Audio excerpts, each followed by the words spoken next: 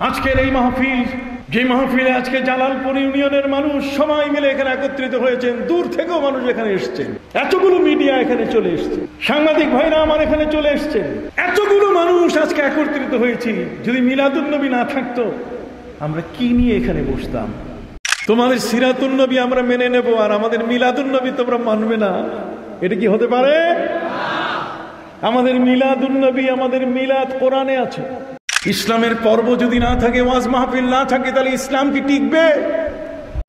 অতএব তারা বলতেছে আমরা নাকি ইহুদি খ্রিস্টানের কাজ করতেছি, আমরা নবীর মিলাদ করতেছি। আরে নবীর মিলাদ কি ইহুদি খ্রিস্টানের সাথে তুলনা হয়ে গেল? তোমার মাথাটা আর ভালো জায়গায় গেল না? পবিত্র ঈদে মিলাদুন নবী ইসলাম এমন এক মহান রসুলের, যাকে নিয়ে এই জগতের সৃষ্টি, এই বিশ্ব জগতের যা কিছু আছে আল্লাহ পাক রব্বুল আলামিন যাকে কেন্দ্র করে সৃষ্টি করেছেন, যিনি বিশ্ব সভার সভাপতি, এই বিশ্ব জগৎ সমূহ যাকে কেন্দ্র করে সৃষ্টি করা হয়েছে, সেই মহান নবী সাল্লাল্লাহু আলাইহি ওয়াসাল্লামের পবিত্র শুভাগমন ঘটেছে এই রবিউল আউয়াল মাসে। রবিউল আউয়াল মাসে আমরা আমাদের প্রিয় নবী সাল্লাল্লাহু আলাইহি সাল্লামের পবিত্র মিলাদুন নবী সাল্লাম আমরা উদযাপন করি। আমরা মনে করি এটা আমাদের দায়িত্ব, আমাদের প্রিয় নবী সাল্লামকে নিয়ে চর্চা করা, আলোচনা করা সারা বছরে যেমন আমাদের দায়িত্ব, সারা জীবন যেমন আমাদের দায়িত্ব, ঠিক এমনি করে যেই দিনে যেই সময় তিনি পৃথিবীতে এসছেন, সেই সময়টাকে নির্ধারণ করে নির্দিষ্ট সময় নির্দিষ্ট মাসে আমরা অবশ্যই তাকে স্মরণ করব। বছরে মাহে রমজান ঘুরে আসে একটা মাস, সারা বছরের 5টা দিন বাদ দিয়ে যদি কোনো ব্যক্তি রোজা রাখতে চায়, পারবে কিনা? পারবে। নিষিদ্ধ 5টি দিন বাদ দিয়ে সারা বছর যদি কোনো ব্যক্তি রোজা পালন করতে চায়, সাওমে দাহার যদি করতে চায় কোনো ব্যক্তি, সাওমে দাউদ যদি কেউ করতে চায়, একদিন রোজা একদিন ভাঙবে, একদিন রোজা একদিন ভাঙবে, কোনো বাধা নাই। কিন্তু রমজানুল মুবারক একটি মাস, যে মাসে কোরআন নাজিল হয়েছে, অতএব কোরআন নাজিলের মাস হিসেবে ওই মাসটির বৈশিষ্ট্য আলাদা। সেই মাসে তারাবির নামাজ আছে, আর সারা বছরে কোনো মাসে তারাবির নামাজ নাই। আছে যেহেতু রমজানুল মুবারক, এই মাসে সালাতুত তারাবিহ, এই মাসের মধ্যে আমরা সাধারণত খতমে কোরআন, এই জন্য বিশেষ দোয়া মুনাজাত হয়। এই মাসটির মধ্যে বিশেষ করে ইতিকাফের আমল হয়। নবী করিম সাল্লাল্লাহু আলাইহি ওয়াসাল্লাম এই মাসের শেষ দশকের বেজোর রাতগুলোতে তিনি আমাদেরকে লাইলাতুল কদর তালাশ করতে বলেছেন। লাইলাতুল কদর প্রাপ্তির জন্য নবী করিম সাল্লাল্লাহু আলাইহি ওয়াসাল্লাম আমাদেরকে বলেছেন, ফালতামিসুহা ফিল আশরিল আওয়াখির মিন 21 ওয়া 23 ওয়া 25 ওয়া 27 ওয়া 29। প্যারা নবী রাসূল করিম সাল্লাল্লাহু আলাইহি ওয়াসাল্লাম বলেছেন যে রমজান মুবারকের শেষ দশকে বেজোর রাতগুলোতে তোমরা লাইলাতুল কদর তালাশ করো। তাহলে রমজানুল মুবারক, এই মাসটি কোরআন নাজিলের মাস, এই মাসটি ইতিকাফের মাস, এই মাসটি লাগাতার কোনো রকম ছাড় নাই। কুতিবা আলাইকুমুস সিয়াম, তোমাদের উপরে রোজা ফরজ করা হলো, যেমনটা তোমাদের পূর্ববর্তীদের উপরে রোজা ফরজ ছিল। অতএব রমজান মাস, বছরের এই মাসটির গুরুত্ব কোনো অংশে যেমন কম নয়, ঠিক অনুরূপভাবে আমাদের মাঝে বছর ঘুরে ফিরে আসে ঈদুল ফিতর, ঈদুল আজহার দিন। আমরা সেই দিনগুলোতে ইবাদত করি, কি বলেন? ঠিক অনুরূপভাবে আমরা শবে বরাত, লাইলাতুন নিসফে মিন শাবান, নবী করিম সাল্লাল্লাহু আলাইহি ওয়াসাল্লাম বলছেন ইযা কানাত লাইলাতুন নিসফি মিন শাবান, তোমাদের কাছে যখন শাবান আসবে, এই শাবান মাসের 14 তারিখ দিবাগত রাত, মধ্য শাবান, ফাকুমু লাইলাহা ওয়া সুমু নাহারাহা, রাত ভর ইবাদত করবে, দিন ভর তোমরা রোজা পালন করবে। নবী করিম সাল্লাল্লাহু আলাইহি ওয়াসাল্লাম লাইলাতুন নিসফি মিন শাবানে ইবাদত করতে বলেছেন। মুহররম মাসের আশুরায় নবী করিম সাল্লাল্লাহু আলাইহি ওয়াসাল্লাম বলেন লাইন বাকিতু ইলা কাদিমিল্লা সুম্মান তাসিআ, যদি আগামী বছর আমি বেঁচে থাকি তার 10-এর সাথে 9, 2 দিন আমি রোজা পালন করব ইহুদিদের উল্টা করার জন্য। তাহলে বছরের মধ্যে কতগুলো মাস, কতগুলো দিন, এগুলো যেমন আমরা ইবাদত বন্দেগী করি, আমরা স্মরণ করি। ওয়াযাক্কিরহুম বিআইয়ামিল্লাহ, আল্লাহর কতগুলো নির্ধারিত দিন আছে যে দিনগুলোতে বিশেষভাবে আল্লাহকে আমরা কি করি, স্মরণ করি। আমাদের প্রিয় নবী সাল্লাল্লাহু আলাইহি ওয়াসাল্লামকে জিজ্ঞেস করা হয়েছে, নবীজি আমরা দেখতে পাচ্ছি আপনাকে যে আপনি প্রতি সোমবার রোজা রাখতেছেন, আপনি প্রতি সোমবার রোজা রাখতেছেন, ইবাদত আমরা তৈরি করি নাই, ইবাদতের স্রষ্টা আমরা না, ইবাদত আমাদের দ্বারা তৈরি নয়, ইবাদত এসেছে আল্লাহর পক্ষ থেকে। এটাকে আমাদের কাছে আমাদের প্রিয় নবী সাল্লাল্লাহু আলাইহি ওয়াসাল্লাম উপস্থিত করে দিয়েছেন। কাজে আল্লাহ রাসূল সাল্লাল্লাহু আলাইহি ওয়াসাল্লাম তিনি জানেন যে কোনটি আমাদের ইবাদত আর কোনটি ইবাদত নয়। আমাদের প্রিয় নবী সাল্লাল্লাহু আলাইহি ওয়াসাল্লাম তিনি নিজেই সোমবারে রোজা পালন করতেন, প্রতি সোমবার। আমরা তো বছরে মিলে রবিউল আউয়াল মাসে আমরা ঈদে মিলাদুন নবী সাল্লাল্লাহু আলাইহি ওয়াসাল্লাম করি। আপনার চোখে কাটা, আপনি এটাকে মেনে নিতে পারছেন না, কিন্তু নবী তো আমাদের প্রিয় নবী সাল্লাল্লাহু আলাইহি ওয়াসাল্লাম তিনি বছরে 52টি দিন, 52টি সোমবার, বছরে এই 52 বার 52টি দিন তিনি রোজা রাখতেন সোমবার দিনে। নবী করিম সাল্লাল্লাহু আলাইহি ওয়াসাল্লাম জিজ্ঞেস করা হয়েছে, সুয়েলা রাসূলুল্লাহ সাল্লাল্লাহু আলাইহি ওয়াসাল্লাম আনিস সাওমি ফি ইয়াউমিল ইসনাইন, সোমবারে আপনি রোজা রাখেন কেন? প্রিয় নবী সাল্লাল্লাহু আলাইহি ওয়াসাল্লাম তিনি উত্তর দিয়েছেন, ফিহে উলিদতু, আমি এই দিনে জন্ম নিয়েছি। নবীর জন্মদিনে রোজা রাখা কত বড় মাপের তিনি ইবাদত করেছেন। আমরা রোজার সাথে সাথে যদি তার জীবনী চর্চা করি, তাকে নিয়ে যদি আমরা আলোচনা করি, তাহলে কি এটা বেদাত হবে? হাত উঁচু করে বলেন, বেদাত হবে? এটা বেদাত হবে না। একজন লোক যারা দাঁত নাই এরা বেদাতের কথা বলে। একদল লোক আমাদের সমাজের মধ্যে নতুন ভাবে সৃষ্টি হয়েছে, এদের দর্শন, এদের চিন্তাধারা আমাদের সাথে মিল নাই। এরা আমাদের ঘরে খেয়ে লেখাপড়া করেছে, আমাদের মাদ্রাসায় কয়েকদিন বাইরে কিছু লেখাপড়া করে কিছু শায়েখের সোহবতে গিয়ে সর্বনাশ। কথা কি বুঝতে পারছেন? আমার প্রিয় নবী সাল্লাল্লাহু আলাইহি ওয়াসাল্লামকে প্রশ্ন করা হলো, সুয়েলা রাসূলুল্লাহ সাল্লাল্লাহু আলাইহি ওয়াসাল্লাম আনিস সাওমি ফি ইয়াউমিল ইসনাইন, নবীজি সোমবারে আপনি কেন রোজা পালন করেন? নবীজি পরিষ্কার ভাষায় তিনি উত্তর দিলেন, দুটো কারণ। ফিহে উলিদতু, আমি ওদিন কি জন্ম নিয়েছি।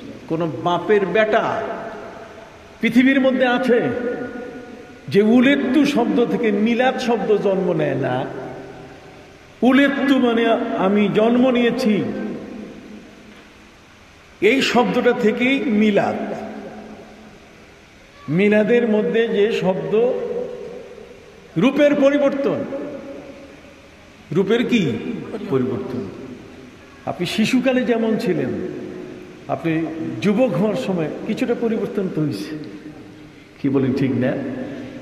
আপনি যখন বার্ধক্যে গেলেন তখন আর যৌবনকাল আপনার কাছে নাই, কিন্তু আপনি তো ঠিক আছেন, ব্যক্তি তো আপনি। শব্দের রূপের পরিবর্তন হতে পারে, একটা শব্দ কতভাবে আসতে পারে। তাই বলে যে শব্দের মূল অস্তিত্বটাকে অস্বীকার করা, এর চেয়ে পাগলামি আর জগতে নাই। এগুলো সমাজের মধ্যে কিছু জ্ঞান পাগল আছে, সমাজের মধ্যে কিছু জ্ঞান পাপী আছে। এরা জ্ঞান পাপী, এরা শব্দ বিশ্লেষণ বুঝে না। সিরাত আর মিলাদের মধ্যে ওরা দ্বন্দ্ব তৈরি করে দিয়েছে। আমি ওদেরকে প্রশ্ন করতে চাই, তোমরা যে সিরাতুন নবী সাল্লাল্লাহু আলাইহি ওয়াসাল্লাম জন্ম দিলে, পবিত্র কোরআনের কোন আয়াতের মধ্যে আছে? সূরা ফাতিহা থেকে সূরা নাস পর্যন্ত কোথাও দেখাতে পারবে না যে সিরাতুন নবী আছে। নাই, এই শব্দ নাই। তোমাদের সিরাতুন নবী আমরা মেনে নেব, আর আমাদের মিলাদুন নবী তোমরা মানবে না, এটা কি হতে পারে? আমাদের মিলাদুন নবী, আমাদের মিলাদ কোরআনে আছে। বলুন, মিলাদ আছে কোথায়? রূপের পরিবর্তন, শব্দের পরিবর্তন, এটাকে আরবিতে বলে মাদ্দা। মূল যে অক্ষরগুলো, এগুলো রূপের পরিবর্তন হয়। যেমন মুত্তাকি, মুত্তাকি শব্দের মধ্যে, তাকওয়া শব্দের মধ্যে মূল শব্দ গোপন হয়ে আছে। কি?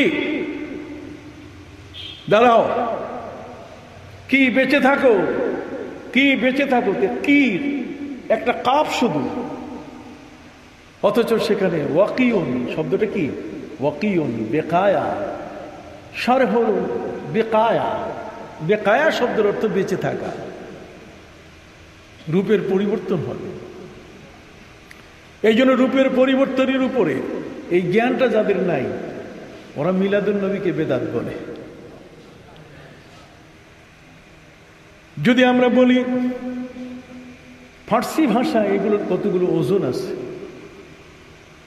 আসলাসি মুজাররদ চেহলো চার, ওজনে মাজদার আমদা আইজি ওয়াকার, ফালা ফালা ফালাতুন ফালানা বেফতে, قتل دوا رحمতুল লাইয়ানা বেফতে, ফেলা ফেলা ফেলাতুন ফেলানা বেকাসর, ফিসকু যিকরা নিশদাতুন হিরমানা বেকাসর, ফলা ফলা ফলাতুন ফলানা বেজাম, শুগল বুসরা কুদরাতুন গুফরানা বেজাম, মাফালা মাফাল ফাল ফালুলাতাস, মানকাবা মাদখাল তালাব কাইলুলাতাস।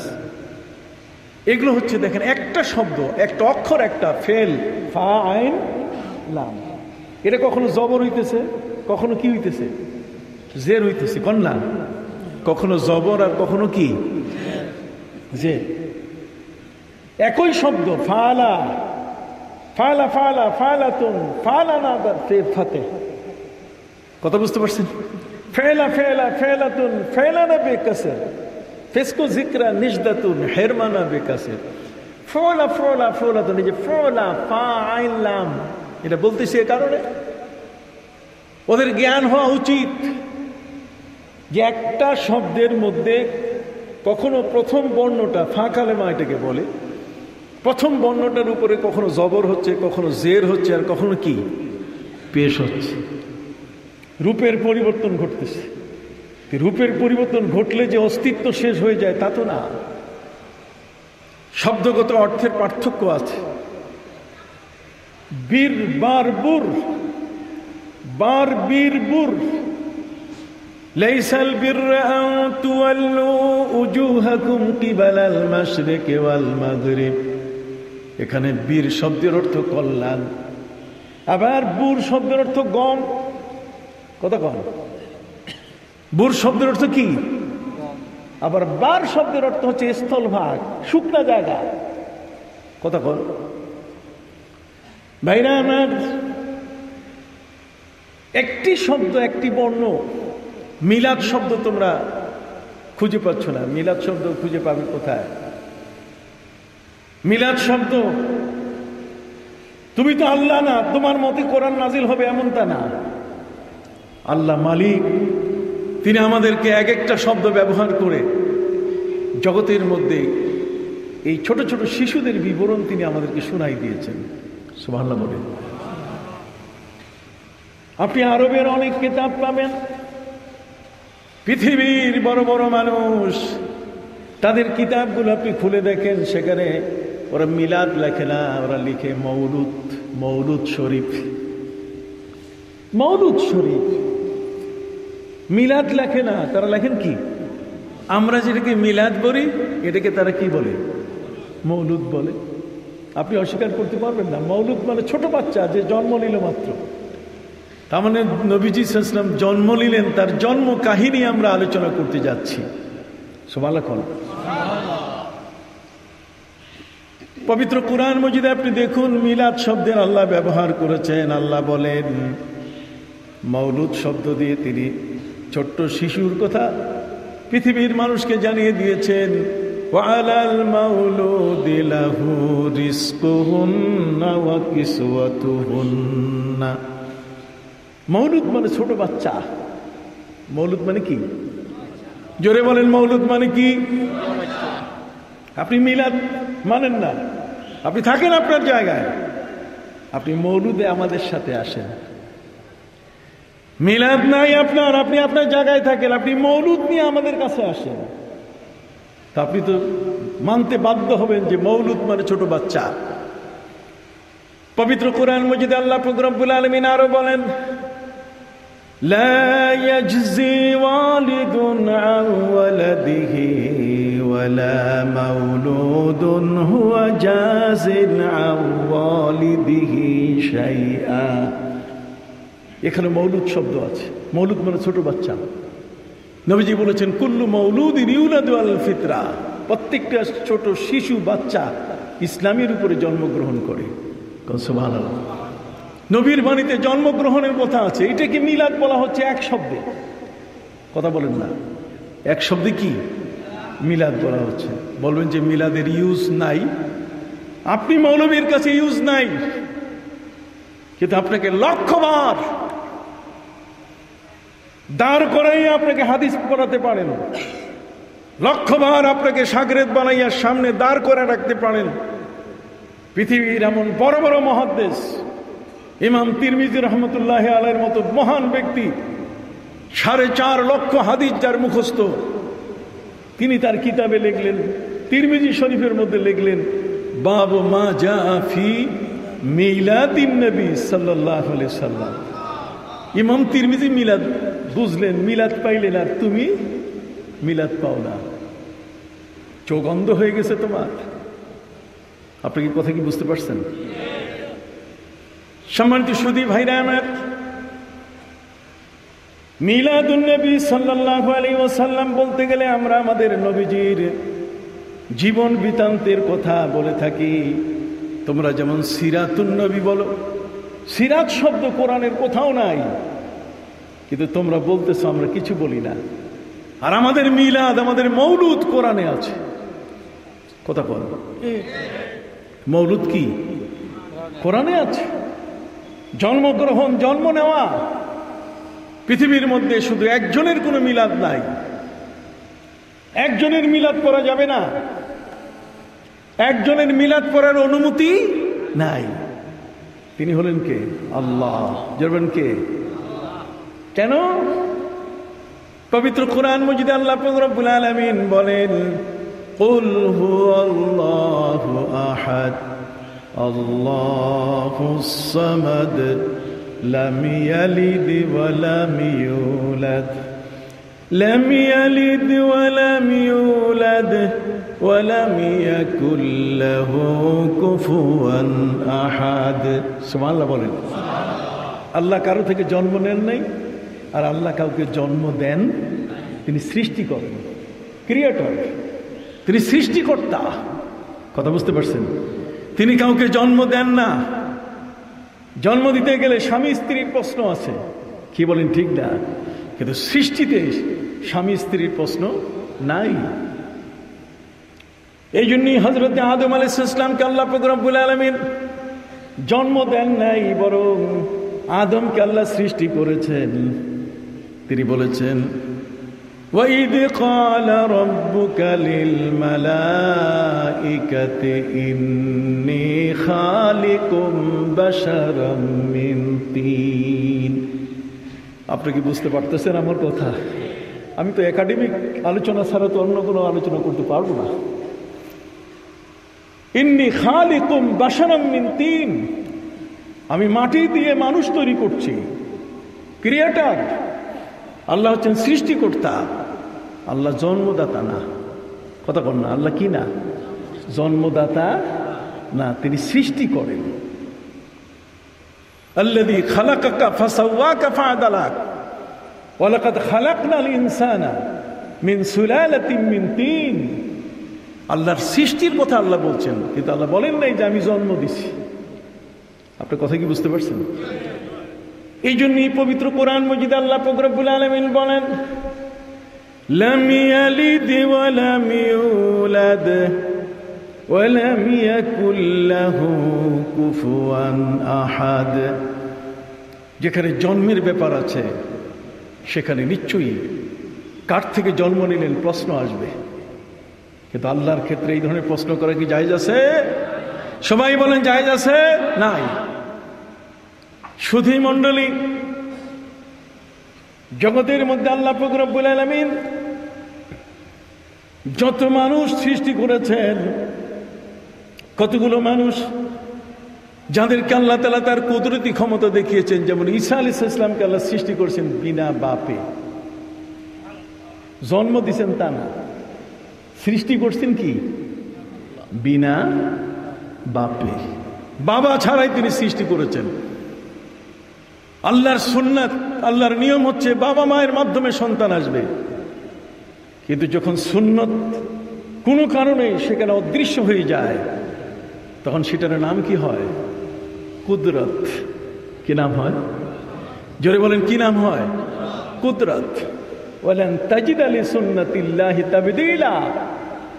আল্লাহর সুন্নতে তুমি পরিবর্তন পাবে না। পূর্ব দিক থেকে সূর্য উঠতেছে, পশ্চিমে ডুবতেছে, এটা আল্লাহ নিয়ম করে দিয়েছেন। মা বাবার মাধ্যমে সন্তান আসবে, এটা নিয়ম করে দিয়েছেন। কিন্তু যখন নিয়ম ছাড়া খালি বাবার থেকে পৃথিবীতে সন্তান আসলো, তখন এটার নাম হবে কি? কুদরত। জোরে বলেন, এটার নাম হবে কি? আবার সবাই বলেন, এটার নাম কি? কুদরত। কুদরত তার বিশেষ ক্ষমতা। এই জন্য আল্লাহ বলছেন, ইন্না মাসালা ঈসা ইনদাল্লাহি কামাসালি আদম খালাকাহু মিন তুরাব। ভাইরা আমার, আমাদের প্রিয় নবী সাল্লাল্লাহু আলাইহি ওয়াসাল্লাম তিনি মিলাদ, নিজের মিলাদ নিজেই পড়ছেন। রোজা রাখতেছেন তিনি প্রতি সোমবার। কেন? এই দিনে আমি কি নিয়েছি? জন্ম নিয়েছি। আপনি একটু জোরে বলেন না, কি নিয়েছি? তাহলে যেদিন তিনি জন্ম নিয়েছেন সেই দিনে তিনি রোজা রাখতেছেন, তাহলে তার জন্ম দিবসটাকে তিনি স্মরণ করতেছেন রোজার মাধ্যমে। কিসের মাধ্যমে? এই জন্মদিনকে স্মরণ করা যায় আল্লাহর কাছে শান্তি কামনা করার মাধ্যমে। পবিত্র কোরআন মজিদে আল্লাহ বলছেন, সালামুন আলাইয়া ইয়াউমা উলিদতু ওয়া ইয়াউমা আমুতু ওয়া ইয়াউমা উবআসু হাইয়া। ঈসা আলাইহিস সালাম বলছেন যে আমার জন্মদিবসের উপরে শান্তি বর্ষিত হোক। সুবহানাল্লাহ বলেন। জন্মদিবস কি? শান্তির দিবস, খুশির দিবস। পৃথিবীর মধ্যে কোনো শিশু জন্ম নেয় নাই যে শিশুর জন্মতে তার মা বাবা হাসে নাই। কথা বল। তার বাপ দাদা চাচা চাচি ফুপা ফুপি আত্মীয় স্বজন হাসে নাই, খুশি হয় নাই। পৃথিবীতে এমন কোন শিশু পৃথিবীতে জন্ম নেয় নাই। সবাই আমরা কালা হয়েছি, ফর্সা হয়েছি অনেক পরে। কথা বল না, এটা 5 মাস 7 মাস গেছে গায়ের কালার, কিন্তু যেদিন জন্ম নিয়েছি আমার জন্মের সাথে সাথে আমার আত্মীয় স্বজন আপনজন সব দেখেন না, বর্তমান ফেসবুক ইউটিউব, জন্ম নিলে যে যখন জন্ম নিয়েছে মনে হয় জন্ম নেওয়ার সময়টাও দেখাইতে পারলে আরো খুশি হইত। কথা বুঝেন নাই? কাপড় পেছানো অবস্থায় তাকে বলছে যে আমার ভাগ্না জন্ম নিছে, খুশিতে আটখানা। ছোট্ট শিশু জন্ম নেয়, সেই শিশুদের যদি গোটা পরিবার আনন্দ করে, গোটা পরিবারের মধ্যে যদি আনন্দের ঢেউ চলে আসে, তাহলে বিশ্বজগতের মহান রসুল যাকে না হলে কিছুই সৃষ্টি করা হতো না। আর যেই নবীর জন্মের ইতিহাস এত লম্বা, এত বড়, ওরা তালাশ করে যে উনি যে 12ই রবিউল আউয়াল জন্ম নিয়েছে, এটা হাদিসে আছে কোন হাদিসটা আছে? তাই বললাম বেকুব, 1971 সালে বাংলাদেশ স্বাধীন হয়েছে, বুখারীতে কোন জায়গা আছে? কথা বলেন। 1952-তে ভাষা আন্দোলন হয়েছে, 21শে ফেব্রুয়ারি। সালাম, বরকত, রফিক, জব্বার, শফিউর আরো অনেকেই সেদিন জীবন দিয়েছেন ভাষার জন্য। এটা মুসলিম শরীফের কোন জায়গায় আছে? যদি কেউ বলে যে না 71-এর স্বাধীনতা এটি কোরআনে নাই, বুখারীতে নাই, সিয়াসেতে নাই, তাহলে আমরা সবাই মিলে তারা পাকিস্তান পাঠাই দিব। কথা বল না, যাও বেটা, এদেশে থাকার তোমার যোগ্যতা নাই, তুমি খালি বুখারী তালাশ করো। আর দেখো না কিতাব, বাইহাকি আছে, ইবনে হিব্বান আছে, সহিহ ইবনে হিব্বান আছে,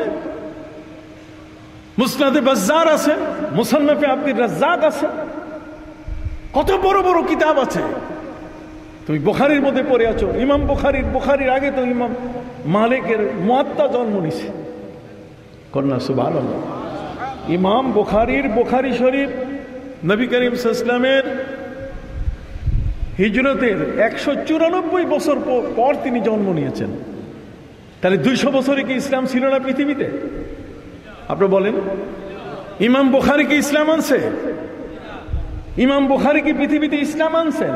না, ইমাম বুখারী পৃথিবীতে ইসলাম আনেন না। ইমাম বুখারী হাদিস সংকলন করেছেন, ইসলামের ডকুমেন্টগুলো, দলিলগুলো দিয়ে তিনি কিতাব রচনা করেছেন, কিন্তু তিনি ইসলাম আনেন নাই। তার আগেও ইসলাম ছিল। জোরে বলেন, ইমাম বুখারী তার যুগেও কি ছিল? ইসলাম। তার পূর্ব যুগেও কি ছিল? তাহলে ইসলাম। বর্তমান সৌদি সরকার মিলাদ পড়ে না।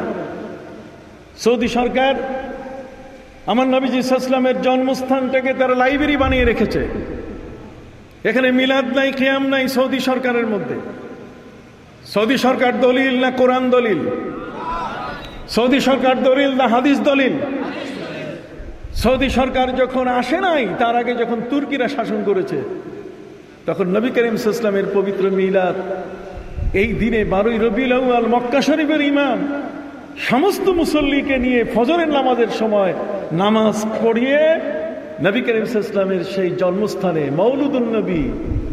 এখনো যদি আপনি সৌদি আরবে যান, আপনি জেদ্দায় নামলে ড্রাইভারকে যদি বলেন আমি মৌলুদুন নবীতে যাবো, তো দ্বিতীয় কথা বলার দরকার নাই। হ্যাঁ কি কইলা একবারও জিজ্ঞেস করবে না। সে চিনে মৌলুদুন নবী মানে নবী যেখানে জন্ম নিয়েছেন। যখন নবীর জন্মস্থান হলো মৌলুদুন নবী বাবু সালামের দিকে, সেই মৌলুদুন নবী সাল্লাল্লাহু আলাইহি ওয়াসাল্লামকে চিনে সবাই। আর মৌলবী আমার দেশে এসে বলছে যে মিলাদ নাই। জন্ম না হলে তো জারজ সন্তান হবে। কথা বল না, কেউ যদি জন্ম অস্বীকার করে তাহলে সে কি হবে? জারজ হবে। ওর বাপও নাই, ওর কি নাই, মাও নেই। আসুন আমরা আজকে আলোচনা করব আমাদের প্রিয় নবী সাল্লাল্লাহু আলাইহি ওয়াসাল্লাম নিজেই তিনি জন্ম দিবস পালন করেছেন রোজার মাধ্যমে। এখন যদি আপনি বলেন যে আপনি রোজা পালন করেন না কেন, আমরা বলবো না। নবী করিম সাল্লাল্লাহু আলাইহি ওয়াসাল্লাম তার কাছে 3 জন সাহাবী এসেছিলেন নবীজির আমল শিখবেন। 3 জন সাহাবী আমাদের প্রিয় নবী সাল্লাল্লাহু আলাইহি ওয়াসাল্লামের দরবারে, তার বাড়িতে এসে তারা উপস্থিত হলেন নবীজির কাছে আমল শিখবেন। এসে দেখেন নবীজি বাড়িতে নাই। 3 বন্ধু 3 জনে 3 রকম প্রস্তাব করলেন। একজন বললেন আমরা বসে থাকি নবী আসা পর্যন্ত। আমার কথা কি আপনি বুঝেন? আমি তো সবসময় আপনাদের এলাকায় আসি, আমার কথা না অবুঝ থাকার কথা না, বুঝেন তো? সম্মানিত সুধী, 3 বন্ধুর মধ্যে একজন বললেন যে আমরা সবাই বসে থাকি নবীজি আসা পর্যন্ত, উনি বাড়িতে নাই। রাইট, ঠিক আছে। আরেকজন বললেন চলো চলে যাই, পরে আসবো। আরেকজন প্রস্তাব করলেন যে নবী নাই, তাতে কি হয়েছে, নবীজি সময় মতো আসবেন। কিন্তু নবীর ঘরে যিনি আছেন হযরত মা আয়েশা, উনি তো কম না, উনি তো নবীর প্রতিদিনের আমল দেখেন। সুবহানাল্লাহ। অতএব মা আয়েশা রাদিয়াল্লাহু তাআলার কাছে আমরা জিজ্ঞাসা করে নিই, মা আয়েশা, নবীজি কি আমল করতেন দয়া করে যদি আপনি আমাদেরকে বলতেন। মা আয়েশার বড় ঘরের ইবাদতের সাক্ষী আর কে আছে? নবী করিম সাল্লাল্লাহু আলাইহি ওয়াসাল্লাম বলছেন যে আমার আয়েশার কাছে সুলুসুল ইলম, ইসলাম ধর্মের 1/3 এলেম আয়েশার কাছে আমানত আছে। কেন আয়েশা যদি বলেন তাহলে এটা কি দলিল হবে না? জোরে বলেন দলিল হবে কিনা? আয়েশা সাধারণ নারী নন, তিনি আমাদের মা। মায়ের উপর সবার বিশ্বাস আছে, মাকে কোনোদিন কেউ তুচ্ছ করে না। ওয়াজওয়াজুহু উম্মাহাতুহু। মা আয়েশা রাদিয়াল্লাহু তাআলা তিনি উত্তর দিলেন তিনজনকে, শোনো, নবীজি ঘরে নাই কিন্তু নবীজির আমল তোমাদেরকে বলে দিচ্ছি। নবীজি যখন কোরআন তেলাওয়াত করতেন তখন মনে হতো কোরআন তেলাওয়াত তিনি কখনো ছাড়বেন না। নবীজি যখন রুকু করতেন তার রুকু এত লম্বা হতো যে আমরা ভয় পেয়ে যেতাম, নবীজি নড়াচড়া কিছু নাই। নবীজি যখন সেজদা করতেন এত লম্বা সেজদা, আমি আয়েশা নবীজিকে নিয়ে এক ঘরে থাকতাম। এমন একটা ঘর, ছোট ঘর, 2 জনের বেশি থাকা যায় না। কয়জন? 2 জনের বেশি থাকা যায় না। আমার একটা বই আসতেছে, মদিনার কান্না। মা আয়েশা রাদিয়াল্লাহু তাআলা তিনি বলছেন যে নবীজির ঘরে আমি যে সংসার করেছি, এই পৃথিবীতে যদি কোনো নারী এমন একজন স্বামীর ঘরে আসতো তাহলে কোনোদিন সংসার করতো না, পরের দিনে পালাই যাইত। ছোট্ট একটা ঘরের মধ্যে 2 জনের বেশি থাকা যায় না। আমাদের ঘরের বউদের কত দাবি, দক্ষিণ দিকের বারান্দা হতে হবে, 3000 স্কয়ার ফিটের ফ্ল্যাট হইতে হবে, কথা বলেন, কিচেন রুম থাকতে হবে, ড্রয়িং রুম থাকতে হবে, গেস্ট রুম থাকতে হবে, কত দাবি। হযরত মা আয়েশা রাদিয়াল্লাহু তাআলা বলেন নবীজিকে নিয়ে আমি সংসার করেছি, সেই সংসারের ঘরটা হলো এত ছোট যে ঘরের মধ্যে 2 জনের বেশি থাকা যেত না। রাতের গভীরে নবীজি যখন ইবাদতে উঠতেন, নবীজি রুকু সেজদা যেন ঠিক করে দিতে পারেন, এই জন্য আমি শোয়া অবস্থায় আমার পা দুটোকে গুটাই নিতাম, পা দুটোকে আমি ছোট করে আনতাম যাতে নবীজির নামাজে কোনো ব্যাঘাত না হয়। সুবহানাল্লাহ বলুন। মা আয়েশা রাদিয়াল্লাহু তাআলা বলেন আমি বয়সে একজন কুমারী মানুষ, বয়স আমার অল্প সময়ের মধ্যে আমি ঘুমিয়ে পড়তাম। আমার জানা থাকতো না যে নবীজি কখন তিনি সেজদায় যাবেন। নবী যখন সেজদায় যেতেন তখন তার সেজদার জায়গায় আমার পা দুখানা। তখন আল্লাহর নবী সাল্লাল্লাহু আলাইহি ওয়াসাল্লাম তিনি পায়ে চিমটি দিতেন। চিমিট বুঝেন? চিমটি দেওয়া। চিমটি দিলেই তখন আমি বুঝতাম যে তার সেজদার সময় হয়েছে, আমি পাটা গুটাই নিতাম। নবীজি এত লম্বা সেজদা করতেন যে সেজদায় আমি ভয় পেয়ে যেতাম যে তিনি হাত পা কিছু নাড়াতেন না, যে তিনি বেঁচে আছেন না, তিনি দুনিয়া থেকে বিদায় নিয়েছেন। মা আয়েশা রাদিয়াল্লাহু তাআলা বলেন আমি নিজেকে স্যাটিসফাইড করার জন্য নবীজির গায়ে চিমটি দিতাম পায়ের মধ্যে। যখন পা নড়ে উঠত তখন আমি মনে করতাম নবীজি বেঁচে আছেন। এ হলো আমার নবীর সেজদা। 3 জন সাহাবী একসাথে মিলে তারা সিদ্ধান্ত নিলেন যে আমরা 3 জনে নবীর আমলটা ভাগ করে নেই। মা আয়েশা যেটা বলছেন, একজন বলছে যে আমি কোরআন তেলাওয়াত করব, পড়তেই থাকবো, এটা ছাড়বো না। আরেকজন বললেন আমি এমন লম্বা রুকু করব সহজে মাথা উঠাবো না। তৃতীয় জন সিদ্ধান্ত নিলেন আমি সেজদায় পড়ে থাকবো, আমার সেজদার মধ্যে এত লম্বা সেজদা হবে ঘরের মানুষ কান্দাকাটি করলেও আমি মাথা উঠাবো না। 3 জনে মিলে কঠিন সিদ্ধান্ত। ঠিক এই মুহূর্তে প্রিয় নবী সাল্লাল্লাহু আলাইহি ওয়াসাল্লাম তিনি উপস্থিত হয়েছেন। তিনি জিজ্ঞেস করলেন তোমরা কারা? তারা বলছেন হুজুর আমরা আপনার সাহাবী, আমরা আপনার আমল নিতে এসেছি, কিন্তু আপনি নাই, যে কারণে মা আয়েশার কাছে আমরা এই আমলগুলো নিয়ে আমরা আমলের জন্য সিদ্ধান্ত নিয়েছি। নবীজি বলছেন না, এই আমল তোমরা করতে পারবে না। নবীজি বলছেন এই আমল তোমরা করতে পারবে না। দেখেন নবী আমাদের জন্য আমল সহজ করে দিচ্ছেন, আর মৌলবী বলতেছে যে সোমবারে নবী রোজা রাখছেন, আপনারা রাখেন না কেন? আর নবী সবসময় ইন্নাদ-দীন ইউসর, ধর্ম সবসময় সহজ, ধর্মকে কঠিন করা যাবে? জোরে বলুন, ধর্মকে কঠিন করা কি যাবে না। ওয়ালাইসা ফিদ-দীন মিন হারাজ মিল্লাতা আবিকুম ইব্রাহিম হুয়া সাম্মাকুমুল মুসলিমিন। ধর্মটাকে সহজ করে উপস্থাপন করতে হবে, ধর্ম কঠিন করা যাবে না। ইয়াসসিরু ওয়ালা তুআসসিরু বাশশিরু ওয়ালা তুনাফফিরু। ধর্মকে সহজভাবে উপস্থিত করবে, ধর্মকে কঠিন বানাবে না। 3 সাহাবী সিদ্ধান্ত নিয়েছেন। একজন সিদ্ধান্তে বললেন যে আমি কোরআন তেলাওয়াত করব, আর জীবনে কোনোদিন কোরআন তেলাওয়াত ছাড়ব না। আরেকজন বলেন এত লম্বা রুকু করব, সহজে মাথা উঠাবো না। আর তৃতীয় জন সিদ্ধান্ত নিলেন আমি এত লম্বা সেজদা করব, গোটা বাড়ির সবাই যদি কান্দাকাটি করে লাইলুট হয়ে যায়, তারপর আমি মাথা উঠাবো না। নবীজি বললেন শোনো, এটা আমার জন্য, এটা তোমাদের জন্য না। সুবহানাল্লাহ কোন? এটা আমার জন্য, এটা তোমাদের জন্য নয়। আল্লাহর নবী সাল্লাল্লাহু আলাইহি ওয়াসাল্লাম বলছেন আইয়ুকুম মিসলি, কে আছো তোমরা আমার মতো?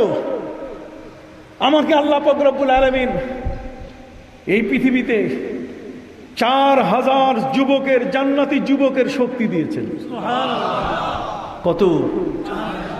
4000 জান্নাতি যুবকের শক্তি আমার গায়ে আছে।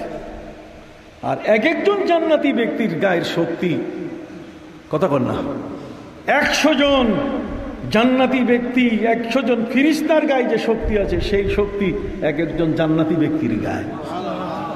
তাহলে আমার নবী সাল্লাল্লাহু আলাইহি ওয়াসাল্লাম কি শক্তিতে কম নাকি? জোরে বলেন। এই জন্য নবীজি বলছেন আইয়ুকুম মিসলি, কে আছো আমার মতো? আমি যদি বলি যে আমি এই কাজটা করব, আমার শক্তিতে যা আছে তোমরা কেউ আমার সাথে পারবে? কুস্তি করতে গেছে আমার নবীর সাথে, পরাজয় বরণ করছে, নবীর সাথে কুস্তিতে পারে নাই, ভাষায় পারে নাই, কথায় পারে নাই, কোনো দিক থেকে পারে নাই। মৌলবী বলতেছে নবী আলিফ বা জিম কিছুই চিনে না, নবী নাকি নিরক্ষর, লেখাপড়া জানে না। বেকুব, লেখাপড়া জানে না তুমি কাকে বলো? যিনি নিজেই পরিচয় দিলেন ইন্নামা বুইস্তু মুআল্লিমান, আমি শিক্ষক হয়ে আগমন করেছি, আর তুমি তাকে বলতেছো লেখাপড়া জানে না। তুমি তো একটা গাধা, তুমি তো গাধা। তুমি কি জানো যে আমাদের প্রিয় নবী সাল্লাল্লাহু আলাইহি সাল্লাম কত বড় তিনি জ্ঞানী ছিলেন? তিনি সাহাবীকে আদেশ দিলেন, সাহাবীরে আলকিদ দোয়াত, কলম লেখার যে দোয়াতটা আছে এটা দূরে সরাও। ওয়াকাইমিল মিম, মিমটা লিখবা পেশ মানে বাঁকা কইরা, মিমটা লিখবে মাথাটা বড় করে বাঁকা করে লিখবা। ওয়াবাসিতিল বা, আর বা লিখবা লম্বা কইরা। সুবহানাল্লাহ কোন না? নবীজি বলছেন যে বা লিখবা লম্বা কইরা, আর মিম লিখবা গোল কইরা। তাহলে যে নবী মিম লিখতে নির্দেশ দেন, যে নবী বা লিখবে কেমনে এটা নির্দেশ দেন, আর মৌলবী তুমি বলো যে নবী বা চিনে না, নবী আলিফ চিনে না, নবী মিম চিনে না, জিম চিনে না। এ কথা কি মানা যায়? হাত উঁচু করে বলেন মানা যায়? আল্লাহর ক্যামেরায় রেকর্ড হয়ে থাক। আপনি কি বুঝতে পারছেন? এই ভাওতাবাজির লেখাপড়া বাংলাদেশে চলবে না। এদেরকে বাঙালিরা, এদেশের মানুষ তাদেরকে খাবে না, এদের ওয়াজ এরা খাবে না। তার কারণ হচ্ছে এই যে জ্ঞান পাপীরা এখনো কিন্তু বসে আছে। এর আগে তারা স্বপ্নকে নিয়ে তুচ্ছ তাচ্ছিল্য করেছে, স্বপ্নকে একেবারে তুচ্ছ তাচ্ছিল্য করছে। ওরা এখন স্বপ্নের দেশ চালাইতে চায়, ধরা খায়। কি বলেন ঠিক কিনা? এই জন্য আমি আপনাদের খেদমতে আরজ করতে চাই, আমার নবী সাল্লাল্লাহু আলাইহি ওয়াসাল্লাম 3 সাহাবীকে বললেন, তোমরা আমার মতো পারবে না, আমি যা পারি তোমরা তা কি পারবে না। সবাইকে বলতে হবে, আমি যা পারি তোমরা কি পারবে না। আইয়ুকুম মিসলি, কে আছো আমার মতো তোমরা? আমি বিনা খাওয়া ছাড়াই আমি সারা মাস রোজা রাখতে পারি, তোমরা এটা করবে না। নবীজি নামাজ পড়তে যাইয়া পায়ের মোজা খুলে ফেলছে। ওই বাবা আমার সব জানে, নামাজ পড়তে গিয়ে পায়ের মোজা খুলছে। সাহাবীরা সবাই নিজের নিজের মোজা খুলে ফেলছে, নবীর মোজা নাই, আমরাও মোজা খুলে ফেলছি। নবীজি নামাজ শেষে জিজ্ঞাসা করেন, কে রে তোমরা মোজা খুলছো কেন? হুজুর আপনি মোজা খুলছেন। নবীজি বলছেন, আমাকে জিবরাইল এসে বলল যে আমার মোজার মধ্যে অসুবিধা আছে, এই জন্য আমি খুলে ফেলছি। তোমাদের কাছে কি জিবরাইল আসছে? কথা বলেন না, তোমাদের কাছে কি জিবরাইল আসছে? সুবহানাল্লাহ। ধর্মটাকে যিনি সহজ করে দিয়েছেন, আজকে আমাদেরকে বলা হয় যে নবী তো তার ঈদ মানে মিলাদ পালন করেছেন রোজা রেখে, তোমরা পালন করো না কেন? তার মানে ভাইয়ের সাথে পারে না, ভাইয়ের বইয়ের শাড়ি ধরে টানে। কথা বুঝতে পারছেন? একদল দুষ্ট মানুষ আছে, তারা আমাদের মাঝে বলে যে নবী যেদিন জন্ম নিয়েছেন সেদিনই তিনি ইন্তেকাল করেছেন, যেদিন তিনি জন্ম নিয়েছেন সেদিন তার ওফাত হয়েছে, যেদিন তিনি জন্ম নিয়েছেন সেদিন তিনি দুনিয়া থেকে বিদায় নিয়েছেন। আরে ভাই, এটার অনেকগুলো উত্তর আছে। নবী যেদিন জন্ম নিয়েছেন সেদিনে ওফাত হয়েছিল, আপনি হিসাব কিতাব মিলাইতে পারবেন না। নবীজি 81 দিন বেঁচে ছিলেন, 81 দিনের হিসাবে আপনি সোমবারও মিলাইতে পারবেন না, আর 12ই রবিউল আউয়ালও মিলাইতে পারবেন না। কথা খেয়াল করেছেন? সম্মানিত সুধী, যেদিন নবী জন্ম নিয়েছেন সেদিন তার ওফাত, কাজে তোমরা মিলাদুন নবী পালন করো, তোমরা ওফাতুন নবী পালন করো না কেন? নবীর শোকও পালন করো। এই জন্য ঢাকায় থাকে একজন বদবখত, একজন জ্ঞান পাপী, সে বলতেছে যে যেহেতু নবী জন্ম নিয়েছেন খুশি, কাজে অর্ধেক দিন হাসো, আর যেহেতু নবীজি তিনি ওফাত পেয়েছেন কাজে অর্ধেক দিন কান্দো। এই মৌলবী কোথাও চলে না। কথা কল না, এই মৌলবী কি কোথাও চলে না। কুরবানির পশুরও দাম আছে, কিন্তু এই পশুটার কি নাই, দাম নাই। কথা বলেন, কুরবানির পশুটারও কি আছে, দাম আছে, কিন্তু এই পশুটার কি নাই, দাম নাই। কেন এই পশুর দাম নাই? এর কারণ হচ্ছে সে অর্ধেক দিন কাঁদতে বলে আর অর্ধেক দিন কি হাসতে বলে। ভাইরা আমার, প্রাণের বন্ধুরা, আমি আপনাদের খেদমতে আরজ করতে চাই, নবীজির যারা ওফাত দিবস এখন পালন করতে চায়, নবী করিম সাল্লাল্লাহু আলাইহি ওয়াসাল্লামের ইন্তেকাল, তার ওয়াফাতটাকে যারা বলবৎ করতে চায়, তারা আদৌ কোরআন হাদিসের লেখাপড়া জানে না। বলেন, কোরআন হাদিসের কি লেখাপড়া জানে না? আপনাদেরকে একটু বলতে হবে, যারা নবীজির ওফাত পালন করতে বলে, ওফাত দিবস, তারা লেখাপড়া জানে না। কোরআন হাদিসের কোন লেখাপড়া তাদের মাথায় নাই। এরা সমাজের মধ্যে একদল উদ্ভট মানুষ। এই মানুষগুলো আজকে আমাদের ক্ষতি করতেছে সবচেয়ে কি বেশি। সম্মানিত সুধী, কেউ যদি মারা যায়, কোন ব্যক্তি যদি দুনিয়া থেকে বিদায় নেন, একজন মৃত ব্যক্তির জন্য কয়দিন শোক পালন করতে হবে আমার নবী পরিষ্কার করে বলে দিয়ে গেছেন।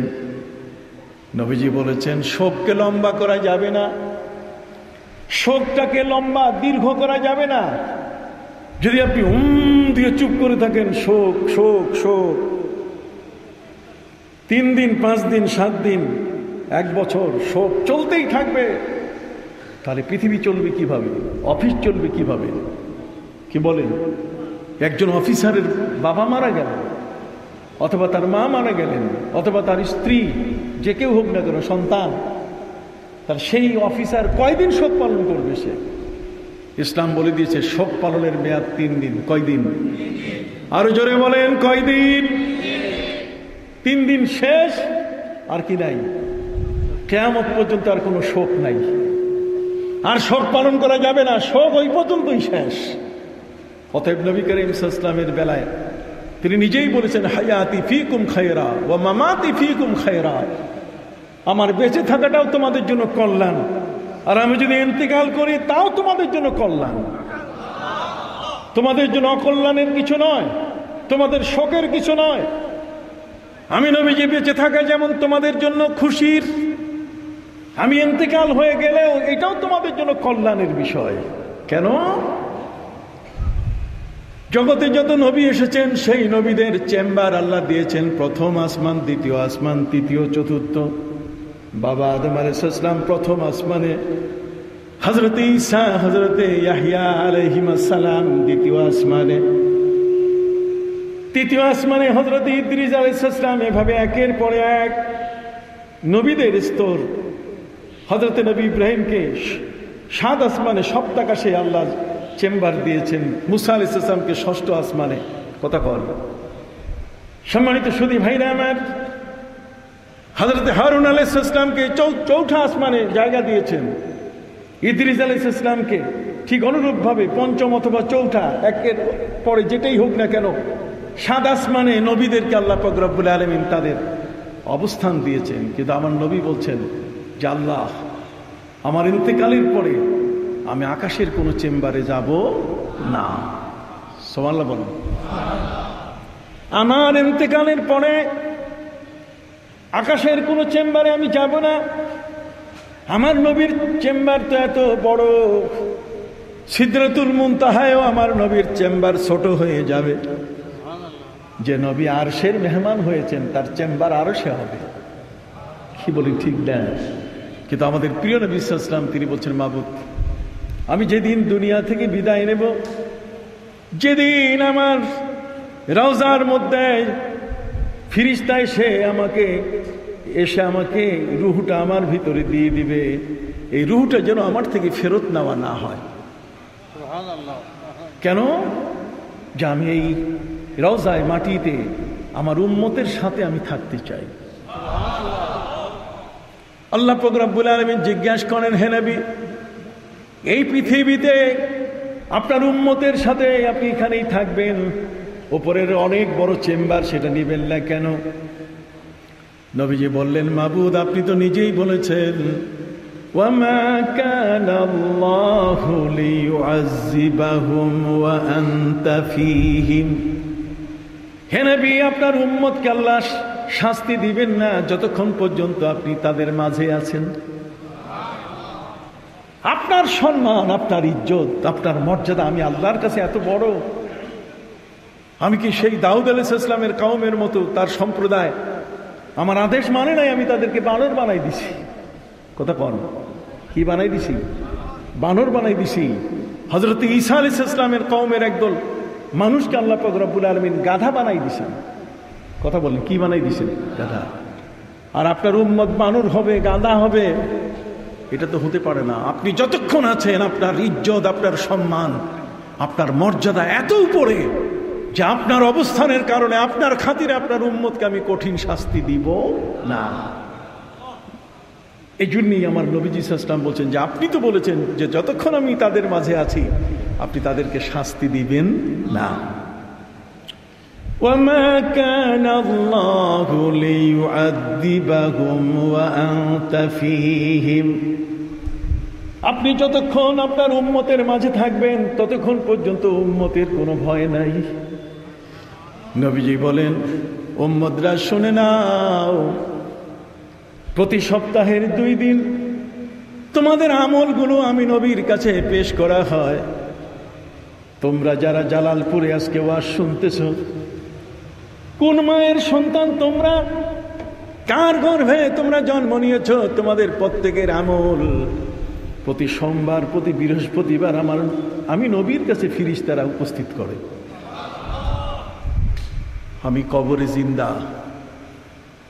নবীজি বলছেন যে আমি একা শুধু জিন্দা না, তোমাদের মাথাটাকে সোজা করে দিতেছি, মাইন্ড সেট আপ করো। আলা ওয়া ইন্না আম্বিয়া আল্লাহি আহইয়াউন ফি কুবুরিহিম। সকল নবী তার কবরে জিন্দা। ওয়া হুম ইউসাল্লুন, তার কবরে নামাজ পড়ে। ইভেন আমার নবী সাল্লাল্লাহু আলাইহি ওয়াসাল্লাম যখন পবিত্র মেরাজে যাচ্ছেন তিনি বলেন, আমি যখন আকাশ পথে আমি যখন বোরাকের উপরে জান্নাতের যানবাহনে চড়া, আমি নভোচারী হয়ে আরশের মেহমান হয়ে যখন যাচ্ছি, আমার ওভারস্টে আমার ট্রানজিট রাখা হয়েছে বাইতুল মাকদাস, মসজিদে আকসা হচ্ছে আমার ওভারস্টে। এটা হলো আমার ট্রানজিট পয়েন্ট। এখানে কিছুক্ষণের জন্য আমি বিশ্রাম নিব। সুবহানাল্লাহ বলেন। কিছুক্ষণের জন্য আমার যাত্রা বিরতি ঘটবে। অতএব কিছুক্ষণের জন্য যেখানে আমার যাত্রা বিরতি ঘটবে, সেই জায়গাটায় আমি যখন যাচ্ছিলাম, আমি আকাশ পথে ছিলাম। আমরা প্লেনে, আমি আজকে প্লেনে আসলাম, উপর থেকে দেখার চেষ্টা করছি, রাতে দেখি না। আর নবী বলছেন যে আমি রাতে সফর করছি, আমি সব দেখছি। সুবহানাল্লাহ। সুবহানাল্লাযী আসরা বিআবদিহি লাইলাম মিনাল মাসজিদিল হারাম ইলাল মাসজিদিল আকসা। Transit point. আপনি আমেরিকা ডাইরেক্ট প্লেন নাই, আমেরিকা ডাইরেক্ট প্লেনে আপনি যেতে পারবেন না। লন্ডনে যাওয়া যায়, উসমানী আন্তর্জাতিক ইন্টারন্যাশনাল এয়ারপোর্ট থেকে আপনি লন্ডন বাংলাদেশ বিমানে আপনি যাইতে পারেন ডাইরেক্ট 8 ঘন্টা। কথা বলেন। কিন্তু আমেরিকা না, আমেরিকা যেতে প্রায় 20 থেকে 22 ঘন্টা সময় লাগে। আপনাকে দুবাই ট্রানজিট করতে হবে, নাহলে আবুধাবিতে ট্রানজিট করতে হবে। কথা বলেন। নাহলে ক্যাথে প্যাসিফিকে যদি যান, তাহলে হংকংয়ে আপনাকে সেখানে ট্রানজিট করতে হবে। কিছুক্ষণের জন্য আপনাকে অপেক্ষা করতে হবে, প্লেন বদল করতে হবে। কথা বুঝতে পারছেন? লম্বা জার্নি। আমার নবীজি সাল্লাল্লাহু আলাইহি ওয়াসাল্লাম বলছেন, আমার এই বিশাল লম্বা জার্নি, দুনিয়া থেকে আসমান পর্যন্ত দূরত্ব হলো 50,000 বছরের রাস্তা। এরকম 7টা আসমান পার হয়ে আমাকে যেতে হয়েছে। সিদরাতুল মুনতাহা পার হইয়া আমি জান্নাত জাহান্নাম পরিদর্শনের পাশাপাশি আল্লাহর আরশের মেহমান হয়েছি। আমি আমার জীবনে যতটুকু সফর করছি, আমার পর্যটন জীবন, নবীজি পর্যটন, তার পর্যটন জীবন পৃথিবীর কারোর সাথে কোনো তুলনা হয় না। এত দূর পথ নবীজি ভ্রমণ করেছেন, এত দূর পথ তিনি পরিভ্রমণ করেছেন। পৃথিবীর জগতের মধ্যে কোনো মানুষ, ইভেন ফিরিস্তারা পর্যন্ত এত দূরে যাইতে পারে নাই। সুবহানাল্লাহ বলে। সিদরাতুল মুনতাহা পর্যন্ত ফিরিস্তারা আসা যাওয়া করে, এরপরে তো আরশ পর্যন্ত যাইতে পারে নাই। আর আমার নবী সেটাকে অতিক্রম করে চলে গেছেন কোথায়? আরশে আজিমে। একটু বড় করে সুবহানাল্লাহ বলবেন না? যার শানে আজকে মিলাদ পড়ছি, তার মর্যাদা কত বড়, যাকে নিয়ে আল্লাহর বিশাল শিডিউল, মারাত্মক শিডিউল, যাকে কেন্দ্র করে বিশাল প্ল্যান প্রোগ্রাম, তাকে তার মহান দরবারে আরশের মেহমান করে নিতে গিয়ে তিনি গোটা জগৎকে স্টপ করে দিয়েছেন। থামো, কারো কোনো শব্দ নাই, কারো কোনো আওয়াজ নাই। যে কোদালি জমিনে কোদাল মারতেছে, এই পর্যন্ত কোদাল নিয়ে দাঁড়ায় আছে। যে খাদ্য গ্রহণকারী, খাবার থালায় বসা, সে হাত নিয়ে এখনো মুখে খাবার ঢুকাইতে পারে না, এইভাবে আল্লাহ আটকাই দিয়েছে পুরা। তার মানে একটা চলন্ত ঘড়ির ব্যাটারি যদি খুলে নেওয়া হয়, তাহলে কাঁটাটা যেমন থেমে যায়, আল্লাহ তাআলা তার প্রিয় হাবিবকে তার নিজের মহান দরবারে তিনি নিচ্ছেন। ট্রাফিক এত শক্তিশালী করে ফেলছেন যে পৃথিবীর সবকিছুকে তিনি অচল করে দিয়েছেন। শুধু চলমান আমার নবী, চলমান আমার আল্লাহ, কন্যা সুবহানাল্লাহ, সব জগৎ স্টপ করে দিয়েছেন। সেই হাবিবকে নিয়ে আমরা আলোচনা করতে পারবো না? তুমি এটাকে মিলাদ বলবে, অর্ধেক দিন কাঁদতে বলবে আর অর্ধেক দিন হাসতে বলবে। পাগল, চেম্বার নষ্ট হয়েছে। জন্ডিস হয় মানুষের পেটে, এখন দেখতেছি জন্ডিস হয়েছে তোমার মাথায়, তোমার ব্রেনে। কথা বলেন। মাথায় যদি এই জন্ডিস গুলো তৈরি না হতো, এই বাজে কথাগুলো কোনোদিন তারা বলতো না।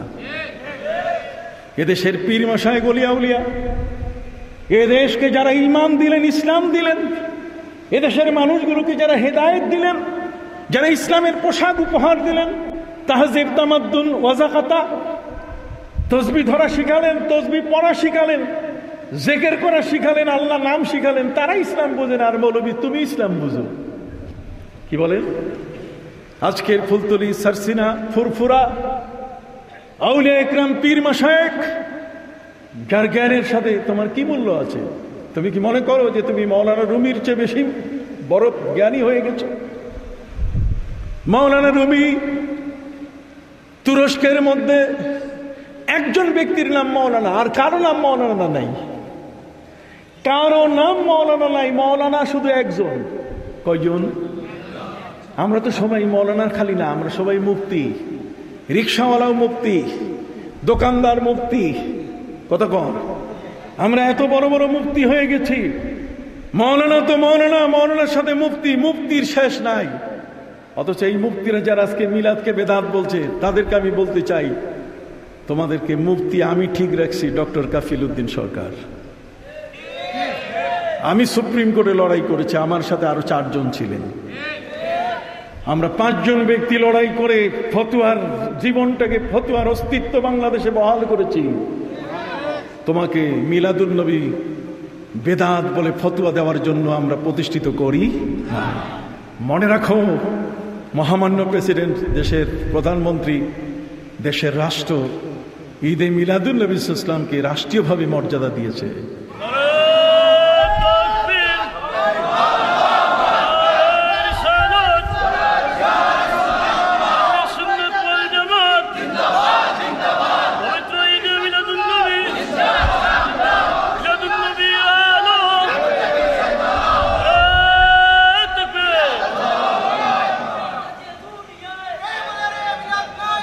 ভাইরা আমার, এই জন্য রাষ্ট্রকে আপনাদের সাহায্য করতে হবে, সহযোগিতা করতে হবে। রাষ্ট্র আমাদের দাবিকে পূরণ করেছে, রাষ্ট্র সত্যকে পূরণ করেছে, রাষ্ট্র প্রিয় নবীর মহব্বতকে প্রতিষ্ঠিত করেছে, প্রেমিকদের কলিজার দাবি রাষ্ট্র পালন করেছে। অতএব রাষ্ট্রকে সহযোগিতা করা আমাদের কি প্রয়োজন? ওরা বলে রাষ্ট্র মিলাদুন নবী করলে কি আমরা মানব? এই কথাটা যাইয়া একবার কও না দেখি, জাগা মতো। তোমার 14 গোষ্ঠী হেদায়েত করে দিবে। তুমি এখনো মুসা নবীর ডান্ডা দেখো নাই, কথা কর না। মুসা নবীর ডান্ডা দেখো না, একেবারে 100টা আন্ডা খাওয়াই দিবে পুরা এক ডান্ডায়। অস্বীকার, রাষ্ট্রকে অস্বীকার করো। রাষ্ট্র কি হারাম কাজ করেছে? তোমার সাহস থাকলে সামনে আসো। সাহস নাই, পিছে কথা বলে। সম্মানিত সুধী, নবী নিজেই সোমবারের দিনে রোজা রাখলেন। জিজ্ঞেস করলেন সাহাবায়ে কেরাম, সোমবারের দিনে আপনি কেন রোজা রাখতেছেন? বছরে 52 সোমবার, এক এক দিন বছরে 52 বার করে আসে। কতবার? 52টা জুমা, এই জন্য 52টা খুতবা। তাই যে 52 সোমবার, তাহলে 52 দিন আপনি রোজা রাখতেছেন। আমার নবী জন্মদিবস বছরে পালন করতেছেন 52 বার। মাথায় ঢুকে না? মাথায় ফাঁক নাই? সব শয়তানি কথাবার্তা দিয়ে ভর্তি, ভালো কথাগুলো রাখার জায়গা নাই। কথা বল। এই জন্য আমি পরিষ্কার করে বলতে চাই, আপনি জানেন নবীর ক্ষেত্রে কারো সাথে আমাদের কোনো আপোষ, সবকিছু কোনো আপোষ নেই। এ ব্যাপারে আমাদের প্রিয় নবী সাল্লাল্লাহু আলাইহি সাল্লাম, তিনি এক মহান রসুল, যাকে তিনি আরশে নিচ্ছেন। এমন একটি জায়গায় তিনি নিলেন যেখানে নেওয়ার পরে বলা হয়েছে, ইন্নাকা ওয়াতাতা মাউতান লাম ইয়াতা আহাদুন ক্বাবলাক ওয়ালা ইয়াতা আহাদুন বাদাক। হে নবী, এমন একটা আরশে, এমন একটা জায়গায় আপনাকে পা রাখার সুযোগ করে দিলাম। আপনি কদম রাখলেন এমন একটা জায়গায়, ওই জায়গায় এর আগে আমি কাউকে পা রাখতে দেই নাই। সুবহানাল্লাহ বলেন। মুসা নবী কি আরশে গেছে? নবী ইব্রাহিম কি আরশে গেছে? কেউ যায়নি। ইন্নাকা ওয়াতাতা মাউতান, ইন্নাকা ওয়াতাতা মাউতান। আপনি এমন একটা জায়গায় পা রাখলেন, লাম ইয়াতা আহাদুন ক্বাবলাক, আপনার আগে কেউ এখানে পা রাখে, শুধু আপনার জন্য আমি সাজায় রেখেছি। আপনার কদম দিয়ে আমার আরশ ধন্য হবে। যে নবীর কদমে আরশ ধন্য হয়, সেই নবীর শুভাগমনে বিশ্ব শান্তি হয়। তার পা স্পর্শিত করার কারণে, তার দেহ মোবারক যেদিন পৃথিবীকে স্পর্শ করেছে, যেদিন মায়ের গর্ভ থেকে তিনি পৃথিবীতে এসে তার দেহ মোবারক মাটিকে স্পর্শ করলো, সেদিন এই সারা পৃথিবীতে শান্তির সমীরণ বহা শুরু করলো। সারা পৃথিবীতে সব মানুষের মধ্যে শান্তির সমীরণ। জীবন্ত যেই কন্যা শিশুকে মাটিতে বাবা পুঁতে ফেলতো, সেই কন্যা সন্তান তার সব দুঃখ ভুলে গিয়ে তার মুখে সে বিশাল আনন্দের হাসি ফুটে উঠেছে। নিরাপত্তা দানকারী এসে গেছে। কতক্ষণ না আমাদেরকে নিরাপত্তা দেওয়ার পাহারাদার কি এসে গেছে। সুবহানাল্লাহ বলে। কোন লোক যদি পাওনা আদায় না করে মারা যেত, ঋণগ্রস্ত মানুষ, মেয়ে দিতে গিয়ে বড় লোকের কাছে টাকা এনেছে কিন্তু পরিশোধ করতে পারে নাই, এমন মানুষটা যদি মারা যায়, তাহলে আরবের নিয়ম ছিল কবর থেকে তার লাশ তুলে লাঠি পেটা করা হতো। আমার নবীজির শুভাগমনের সাথে সাথে এই কবরটাও নিরাপদ হয়ে গেছে। প্রিয় নবী সাল্লাল্লাহু আলাইহি ওয়াসাল্লাম তিনি জানাই দিলেন, শোনো, যদি এমন কোন ব্যক্তি ঋণ রেখে মারা যায়, ঋণ পরিশোধ করতে পারে নাই, পাওনা আদায় করতে পারে নাই, সেই লোকটার কবর থেকে লাশ তুলবে না। সে আমার আত্মীয় হোক আর আত্মীয় নাই হোক, সে যেই হোক, তোমার পাওনা আদায়ের জন্য আমি রাসূল আছি, আমার কাছে আসবে, কবরের কাছে যাবা না, আমি তোমার পাওনা আদায় করে দেব। সেই নবীর জীবনী কোনো না কোনো একটা ওসিলায় তো আমাদের আলোচনা করতে হবে। কি বলেন, ঠিক কিনা? ইসলামের পর্ব যদি না থাকে, ওয়াজ মাহফিল না থাকে, তাহলে ইসলাম কি টিকবে? মসজিদ যদি না থাকে, আযান যদি না থাকে, ইসলাম কি টিকবে? কথা বলেন। আচার আচরণ পর্বাদি এগুলোকে জীবন্ত রূপ দিয়ে বাঁচিয়ে রাখতে হবে। আজকের এই মাহফিল, যে মাহফিলে আজকে জালালপুর ইউনিয়নের মানুষ সবাই মিলে এখানে একত্রিত হয়েছেন, দূর থেকেও মানুষ এখানে এসছেন, এতগুলো মিডিয়া এখানে চলে এসছে, সাংবাদিক ভাইরা আমার এখানে চলে এসছেন, এতগুলো মানুষ আজকে একত্রিত হয়েছি। যদি মিলাদুন নবী না থাকতো, আমরা কি নিয়ে এখানে বসতাম? নবীর আলোচনায় যদি করা না যায়, তো তোমরা তো বলবা এটা করা যাবে না, ওটা করা যাবে না। তো পুরোটাই যদি নাই, তাহলে আছে কোনটা? কথা বলেন। আছে শুধু তোমাদের লাল রুমালটা। কত কর তোমাদের শুধু লাল রুমালটা ন। আমি বিনয়ের সাথে আপনাদের কাছে বলতে চাই, নবীজি আরশের মেহমান হয়ে তিনি যাচ্ছেন। তার প্রথম ট্রানজিট, প্রথম তাকে বিরতি নিতে হবে কোথায়? দুবাই না বাইতুল মুকাদ্দাস? দুবাই না, বাইতুল মুকাদ্দাস। বাইতুল মুকাদ্দাসে নবীজি তিনি যাচ্ছিলেন আকাশ পথে। যেহেতু ঊর্ধ্বাকাশে নবী উঠবেন, এই জন্য শুরু থেকেই তার সফর হয়েছে আকাশ পথে।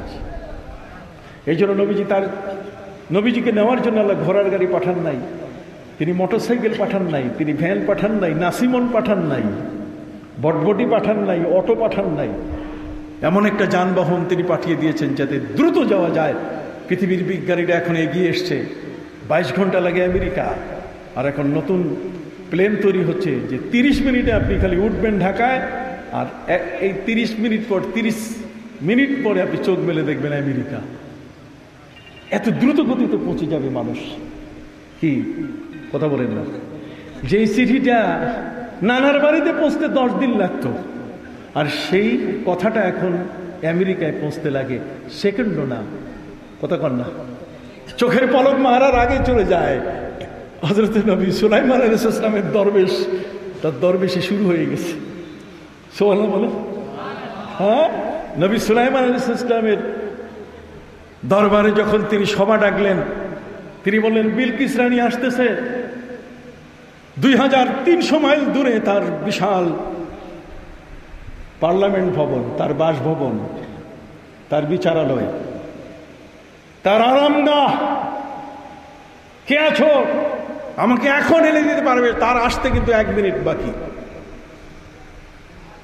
قال عفريت من الجن أنا آتيك به قبل أن تكوب من مقامك। একজন ভূত দেও জিন, সে বলে উঠল যে আমি আপনাকে এনে দিতে পারবো তার পুরা সংসদ ভবন, তার বাসভবন, তার আরামগাহ, তার অট্টালিকা, তার বিশাল প্লাজা আমি এনে দিতে পারবো চেয়ার থেকে উঠতে বসতে যতক্ষণ সময় লাগে। আমরা সারা পৃথিবীর মানুষ যদি আমাদের সংসদ ভবনে ওখানে যদি আমরা চেন লাগাইয়া যদি টানি একটা বিন্দু পরিমাণ লড়াইতে পারবো? তাহলে এত বড় একটা সংসদ ভবন, এত বিশাল একটা বাড়ি, এত বিশাল একটা বিল্ডিং, এত বিরাট একটা অট্টালিকা রাষ্ট্রপ্রধানের, আর এটা উনি এনে দিতে পারবেন কাবলা আন তাকুমা মিন মাকামিক, চেয়ারে বসতে এবং উঠতে যত সময় লাগে। নবী সুলাইমান বলছেন না, ওটাতে তো অনেক সময় লস হবে, আরো কম সময়ে কে পারবা বলো? সুবহানাল্লাহ বলো। قال الذي عنده علم من الكتاب أنا آتيك به قبل أن يرتد إليك طرفك। নবী সুলাইমান আলাইহিস সালামের দরবারে একজন দরবেশ বসা ছিলেন। কি ছিলেন? দরবেশ, একজন ওলি, একজন আল্লাহওয়ালা। ওই শাহজালাল ইয়েমেনি রহমতুল্লাহ আলাইহির মতো সুরমা নদীর উপরে জায়নামাজ বিছায় দেওয়ার মতো মানুষ। সুবহানাল্লাহ বলে। সুরমা নদীর উপরে, যার উপরে ভিত্তি করে আপনারা দক্ষিণ সুরমা, ওই সুরমা তো ওইটা, এটা দিয়েই তো আপনার পরিচয়। কি বলেন, ঠিক না? সিলেট নাম পাইছেন, শুকরিয়া আদায় করা দরকার। যারা নবীকে মহব্বত করে না, ভালোবাসে না, ওলিয়া উলিয়াদের ভালোবাসে না, এই জমিন তাদেরকে পছন্দ করে না। এই জমিন তাদেরকে কি পছন্দ করে না? এই জমিন তাদের নয়, এটা ওলিদের আবাদ করা জমিন। এই জমিনের মধ্যে আল্লাহর ওলিদের দেহ লাগানো আছে। কন্যা সুবহানাল্লাহ। এই মাটিটা দামি মাটি, এই জন্য আপনাদের দাম বেশি। আমেরিকা, লন্ডন, সব জায়গায় সেলিব্রিটি, সবাই সালাম দেয় আপনারে। কি বলেন, ঠিক না? বিশাল বড় বড় জায়গায় আপনাদের অবস্থান আপনি বুঝতে হবে। এরা এসে আপনার বাগান নষ্ট করতেছে। একটা উল্লু একটা বাগান নষ্ট করার জন্য যথেষ্ট। এরকম উল্লু অনেকগুলো ঢুকে গেছে। কথা বলো, বাগান নষ্ট করে দিচ্ছে, ওলিয়া উলিয়াদের বদনাম করতেছে। ওরা দরগাকে দুর্গা বলতেছে। দরগাকে কি বলে? এদের কপালে ঠিক সেভাবেই আল্লাহর পক্ষ থেকে গজব চলে আসছে। মান আদালি ওয়ালিয়ান ফাকাদ আযানতুহু বিল হারব। যে ব্যক্তি আমার ওলির সাথে দুশমনি করবে, আমি আল্লাহ স্বয়ং তার সাথে যুদ্ধে নেমে যাই। হোক না সে বড় বুজুর্গ দরবেশ। আপনি কথা বুঝতে পারছেন? হোক না সে পাগড়িওয়ালা, টুপিওয়ালা, কিন্তু আমার ওলির সাথে দুশমনি করলে তাকে আমি ছাড়ি। এখানে কোনো কম্প্রোমাইজ নাই, এখানে কোনো আপোষ নাই। এই জায়গায় কোন রকম ভাবে হাত মিলাবার কোনো সুযোগ নাই। অতএব ভাইরা আমার, দুর্বেশ আল্লাহওয়ালা একজন ফকির মানুষ, যার মুখে যা বলে তাই হয়। সহিহ মুসলিম খুলে দেখেন, হযরত ইমাম মুসলিম ইবনুল হাজ্জাজ আল কুশাইরি রাহমাতুল্লাহি আলাইহি সহিহ মুসলিমের মধ্যে তিনি হাদিস এনেছেন, ওয়া ইন্না মিন ইবাদিল্লাহি মান লাউ আকসামা আলাল্লাহি লা বাররা। এই জমিনের মধ্যে আল্লাহর এমনও কিছু বিশেষ বান্দা আছে, মুখে যা বলেন সাথে সাথে কবুল হয়ে যায়। দরখাস্ত কোথাও দিলে বলে আজকে না, এক সপ্তাহ পরে আসো। দরখাস্ত দিলে বাড়ির পাশে কালভার্ট পুট তৈরি করার জন্য যোগাযোগ মন্ত্রণালয়ে গেছেন, আর এখনো 6 মাস লাগবে। আগে পদ্মা সেতুটা চালাই নেই। কথা বল, পদ্মা সেতুটা আগে চালু করি, তারপর আসেন আপনার বাড়ির কালভার্ট, বাড়ির পাশের পুল, সেতু ঠিক করে দিব। কি কোন ঠিক কিনা?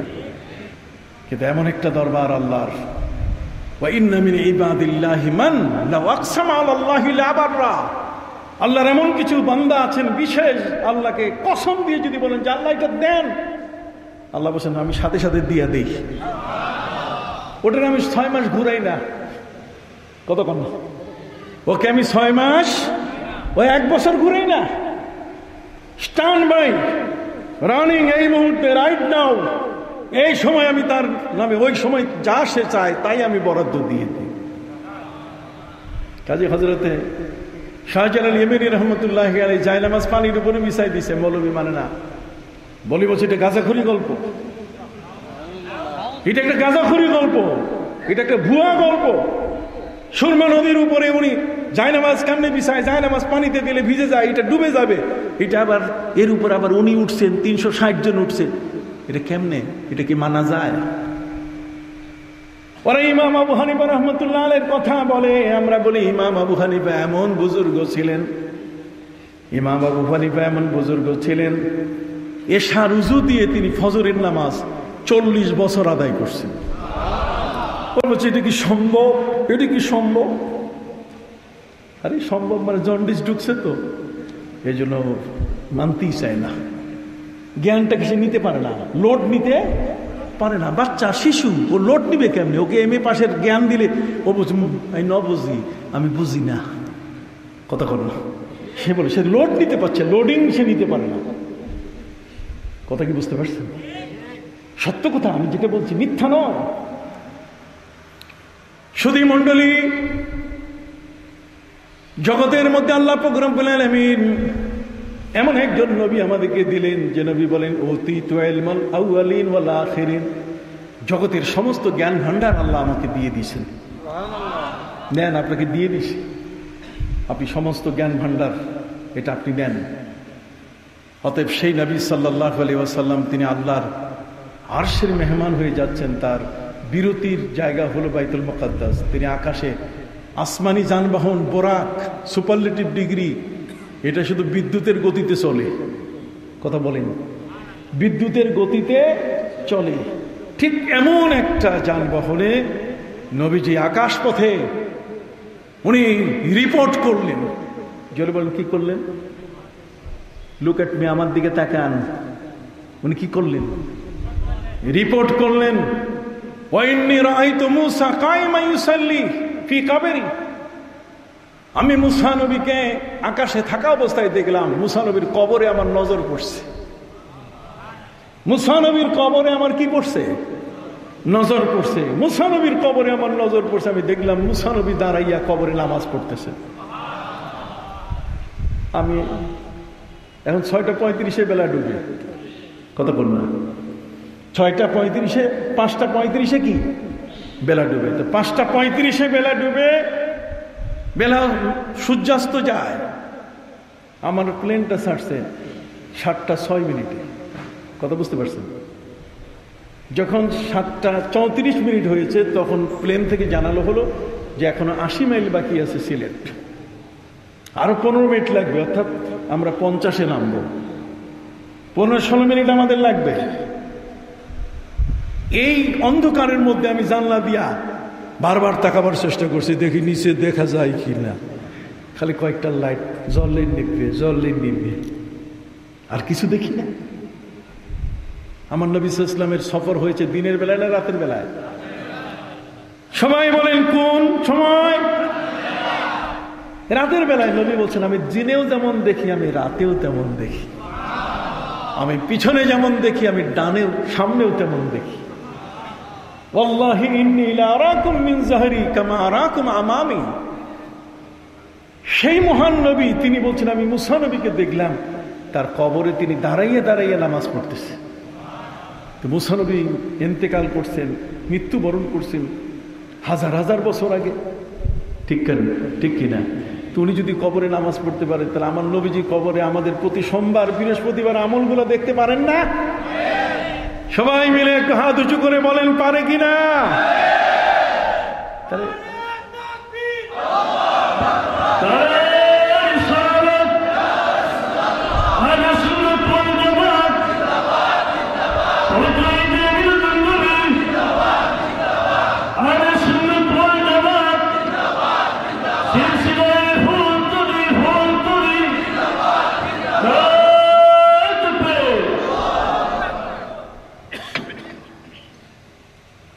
চোখের পলকে বিলকিস রানীর বিল্ডিং চোখের পলক মারার আগে উপস্থিত। কাজে আমার নবী সাল্লাল্লাহু আলাইহি ওয়াসাল্লাম যাতে চোখের পলকের আগে হাজার হাজার লক্ষ লক্ষ মাইল অতিক্রম করতে পারেন, তাকে এমন যানবাহন আল্লাহ পাক রব্বুল আলামিন দিলেন। সেই নবীর সম্মান কত বড়, আমরা আজকে তাকে নিয়ে কথা বলছি। কি বলেন, ঠিক কিনা? তার জীবনী আমরা জানছি, তার জন্মের ইতিহাস আমাদের জানার প্রয়োজন কি নাই? জোরে বলেন। প্রশ্ন হলো, কেন তার জীবনী আমরা জানবো, তার জন্মের ইতিহাস আমরা জানবো কেন? এ কারণে জানবো, আমাদের প্রিয় নবী সাল্লাল্লাহু আলাইহি ওয়াসাল্লাম পৃথিবীতে আগমনের আগে আল্লাহ পাক রব্বুল আলামিন নবী এবং রাসূলদের দিয়ে বড় চমৎকার একটা সেমিনার করেছিলেন। নবী যে পৃথিবীতে আসতেছেন, এই বার্তাটা আল্লাহ দুনিয়ার যত দায়িত্ব কর্ম পালন করার নবী এবং রাসূল যারা পৃথিবীতে আসবেন, তাদের রূহগুলোকে একত্রিত করে আল্লাহ বলে দিলেন যে আমার কিন্তু একজন রাসূল আসতেছেন। সুম্মা জাআকুম রাসূল, জোরে বলেন সুম্মা জাআকুম। তো জাআকুম মানে আসতেছে তোমাদের কাছে। তাহলে আসতেছে মানে কি? তিনি তো স্বাভাবিক নিয়মে আসবেন, মায়ের পেট থেকে তো পৃথিবীতে আসবেন। সুবহানাল্লাহ বলেন। وَإِذَا أَخَذَ اللَّهُ مِيثَاقَ النَّبِيِّينَ لَمَا آتَيْتُكُم مِّن كِتَابٍ وَحِكْمَةٍ, আল্লাহ বলেন তোমাদেরকে আমি আসমানি কিতাব দেব, নবী এবং রাসূল যারা, তোমরা খুব মনে রাখবে এই পৃথিবীর মধ্যে শুধু তোমাদেরকে আমি প্রচারক হিসাবে পাঠাবো। কি হিসাবে? প্রচারক। মাইকম্যান কি করে? মাইকে প্রচার করে। সালেহী সাহেব আসতেছে, কতক্ষণ? মৌলানা মনজুর আলী সাহেব আসতেছেন, অমুক আলেম সাহেব এখানে আসতেছেন। এই যে মাইকিং, আল্লাহ তাআলা আমার নবীর শুভাগমনের মাইকিং 1,24,000 2,24,000 নবী দিয়ে করাইলেন। সেই নবী জগতের মধ্যে আসবেন, আমি অপেক্ষায় থাকবো না? ইমাম মাহাদি এখন আসে নাই পৃথিবীতে, কেউ বলছে এসে গেছে, কেউ বলছে জন্ম নিছে, কেউ বলে জন্ম নেয় নাই, আরো কয়েকদিন বাকি আছে। আলোচনা চলতেই আছে। আমার নবী সাল্লাল্লাহু আলাইহি ওয়াসাল্লাম জগতের মধ্যে তিনি শুভাগমন করবেন, এটা ইমাম মাহাদির মতো বিষয় নয়, এটা বিশ্বব্যাপী।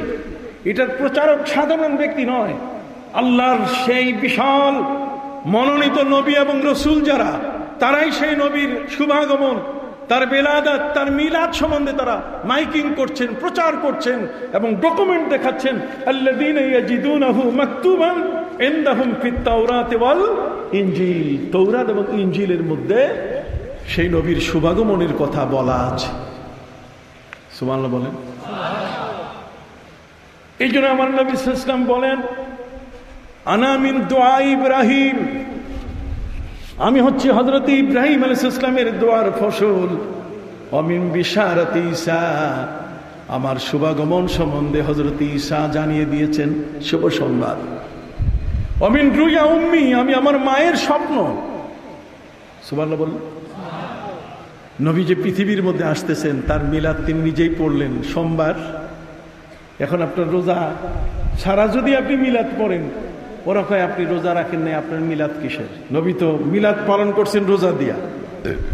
না না না, নবী করিম সাল্লাল্লাহু আলাইহি ওয়াসাল্লাম ওই 3 জন সাহাবীকে বলছেন, যারা শুধু রুকু করবেন, যারা সেজদা করবেন, যারা শুধুমাত্র কোরআন তেলাওয়াত করবেন, তিনি তাদেরকে বলছেন ফাত্তাকুল্লাহ মাস্তাতাতুম, তোমাদের শক্তি অনুযায়ী ইবাদত করো।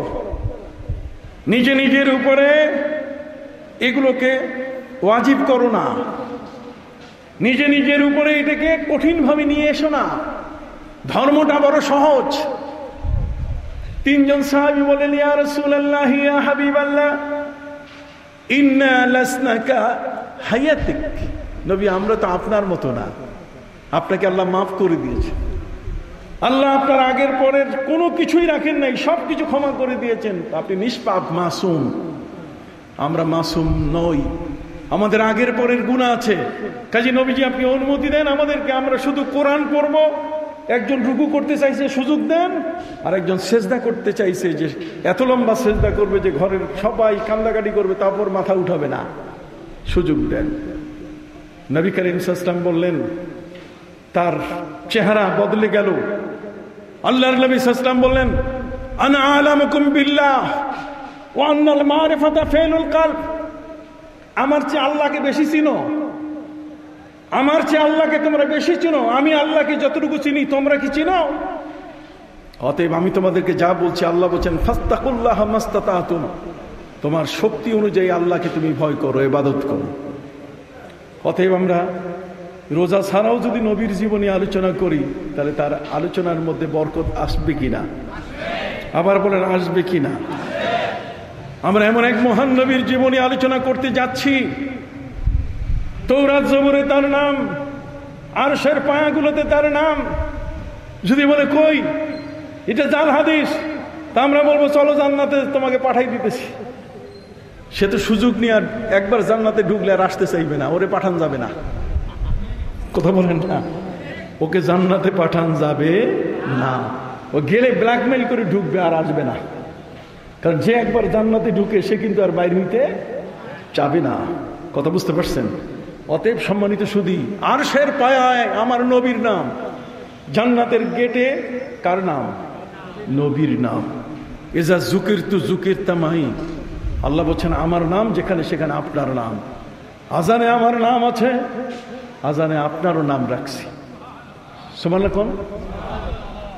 আজানে আমার নাম আছে, আপনারও নাম রেখেছি। ইকামতে আমি আল্লাহর নাম আছে, আমিও আপনার নাম রেখে দিয়েছি। কালেমার মধ্যে আমার নামের পাশে আপনার নামের জায়গা করে দিয়েছি। সেই মহান নবী যাকে এত আল্লাহ বেশি ভালোবাসেন, সেই নবী ইসলামকে নিয়ে আমরা আলোচনা করব না। নবীকে ভালোবাসার অর্থ কি? নবীকে ভালোবাসার অর্থ খালি কদু খাবেন কতক্ষণ? হ্যাঁ, প্রতি জুমার দিন কদু খাবেন তরকারির মধ্যে, এটাই ভালোবাসা না। আমাদের প্রিয় নবী ইসলামের জীবন চর্চা, লাকাদ কানা লাকুম ফি রাসূলিল্লাহি উসওয়াতুন হাসানা। তিনি হচ্ছেন আমাদের মডেল, তাকে নিয়ে আমাদের আলোচনা করতে হবে। তিনি যেদিন জন্ম নিচ্ছেন আমরা তার জন্ম সম্বন্ধে বলি। অনেকেই ওই জ্ঞানপাপীটা বলতেছে যে 12ই রবিউল আউয়াল জন্ম নিলেন, এটা কোন হাদিসে আছে? রে ভাই, আমি যেদিন জন্ম নিয়েছি আমার জন্মের তারিখটা আমি জানি? কতক্ষণ না? আমার জন্মের তারিখটা আমার জানার কথা না। কে জানবে? আমার বাবা। আমার কি? নবী করিম সাল্লাল্লাহু আলাইহি ওয়াসাল্লামের সময়কালে কোনো স্ট্যান্ডার্ড ক্যালেন্ডার ছিল না। কতক্ষণ না? জন্ম মৃত্যু রেজিস্টার্ড ছিল না, রেজিস্টার্ড ছিল না। তারপরও নামগুলো পাওয়া গেছে। কে বলছেন? ইবনে হাজার আসকালানির মতো ব্যক্তি, জালালউদ্দিন সুয়ুতির মতো ব্যক্তি।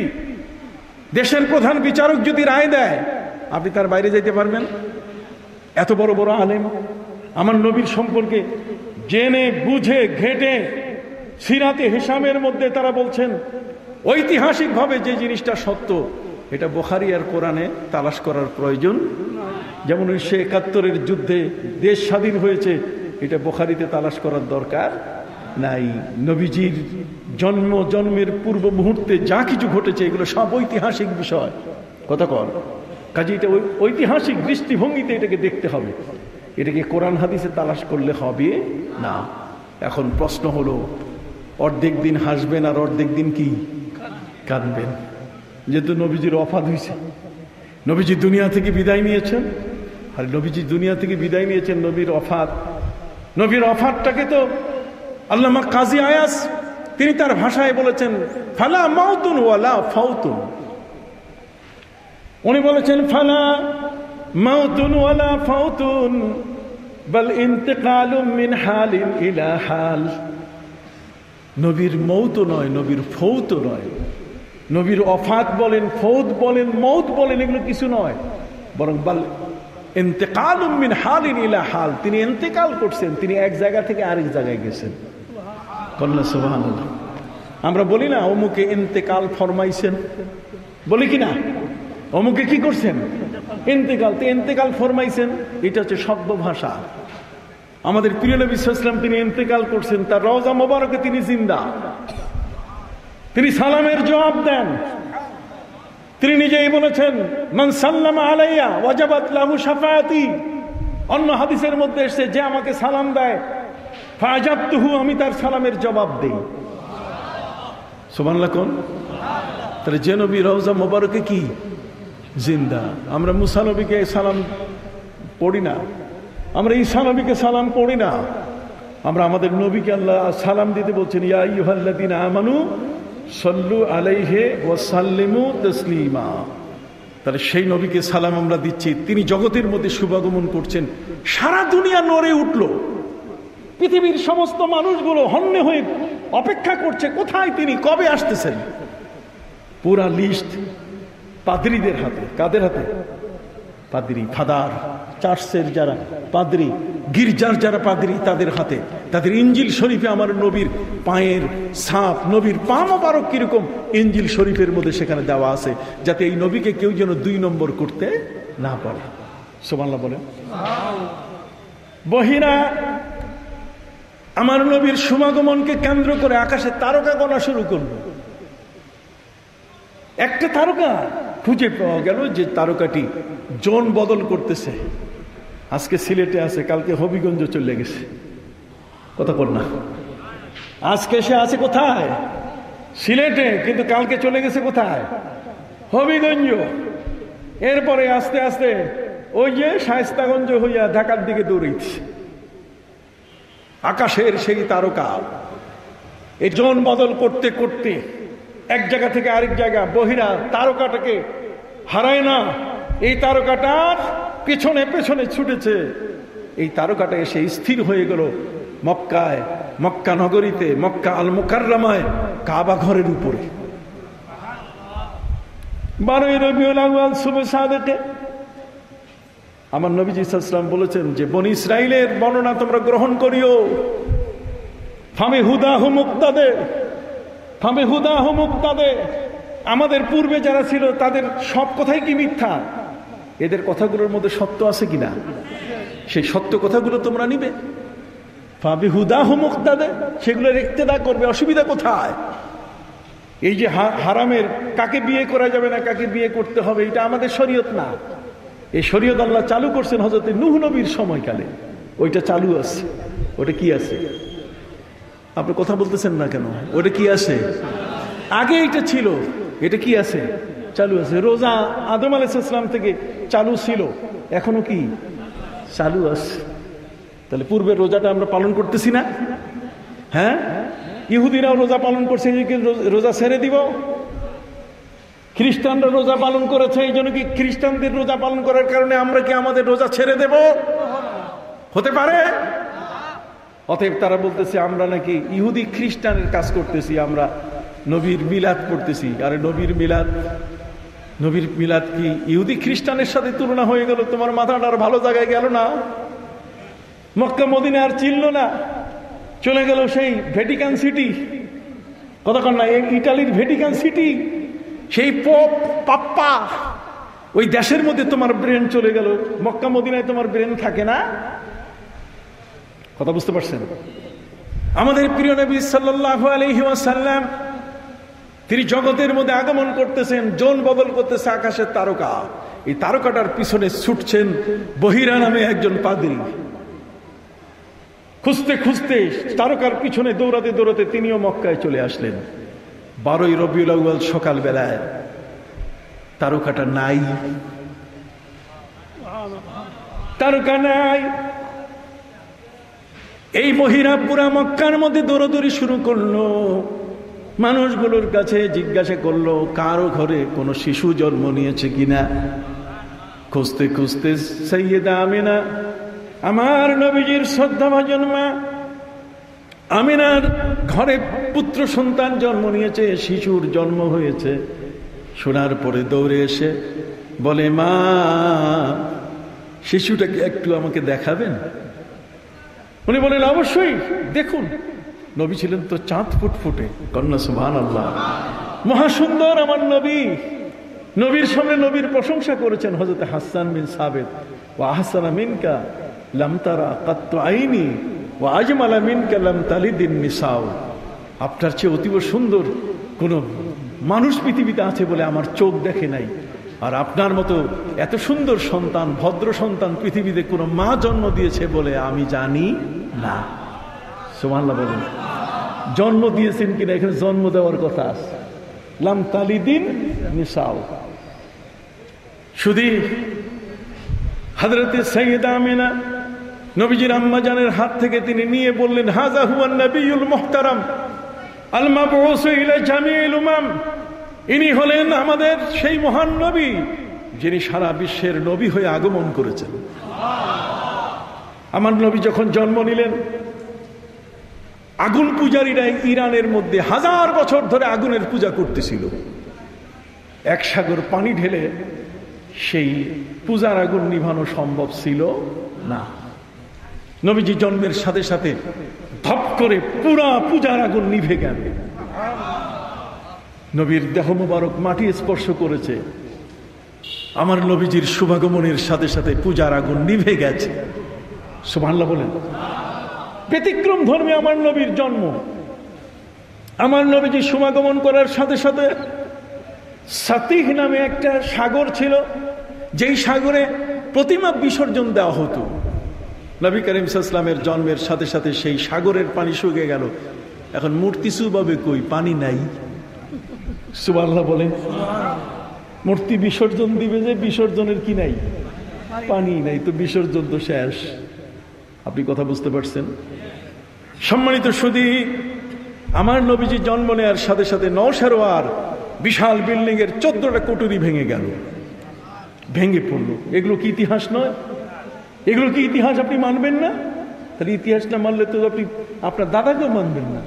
দাদাকে, আপনার নানা, এমনও হতে পারে যে আপনার দাদা, আপনার নানার উপরে যারা আছে ওদেরকে তো আপনি দেখেন নাই। ওরা যে ভালো মানুষ ছিল আপনি তো ওইটা দেখেন নাই, তাহলে ওইগুলোকে আপনি চোর বলবেন, ডাকাত বলবেন? আপনি দেখেন না এই কারণে ওরা নাই। ওনাদেরকে আপনি দেখেন না এই কারণে ওরা কোনো মানুষ না। নো, আপনার কথাগুলো বুঝতে পারছেন? নবীজি জগতের মধ্যে শুভাগমন করলেন। তার শুভাগমনের দোয়া হলো কাবা ঘরের সামনে, কাবা নির্মাণ শেষ। নবী ইব্রাহিম আলাইহিস সালাম ছেলে ইসমাইলকে বলেন, বাবা ঘরখানা তৈরি করলাম যেই মালিকের নামে বাইতুল্লাহ কাবা, মালিকের কাছে বুঝাই দেই, আল্লাহর কাছে বুঝাই দেই। তিনি মাকামে ইব্রাহিম জান্নাতি পাথরের উপরে দাঁড়িয়ে যখন দোয়া শুরু করলেন, একের পর এক দোয়া কবুল হওয়া শুরু করলো। তিনি বললেন, রব্বানা তাকাব্বাল মিন্না ইন্নাকা আনতাস সামিউল আলিম। আল্লাহ, বাবার ছেলে মিলে এই কাবা ঘর বানালাম। জীবনে কোনোদিন ইঞ্জিনিয়ারিং ইউনিভার্সিটিতে পড়ি নাই, স্থাপত্য শিল্প ঘর কেমনে বানায় জীবনও বানাই নাই। তুমি অর্ডার করেছো, বাপ ছেলে মিলাইয়া এটাকে করলাম। তুমি যদি সার্ভে রিপোর্টের জন্য কাউকে পাঠাও তাহলে বাদ হয়ে যাবে আমাদের সবকিছু। তুমি কবুল করে নাও। আল্লাহ বলছেন, কি বলো? তুমি আমার নবী, তোমার সন্তানও আমার নবী, তোমাদেরকে আমি কলঙ্কিত করব? হতেই পারে না।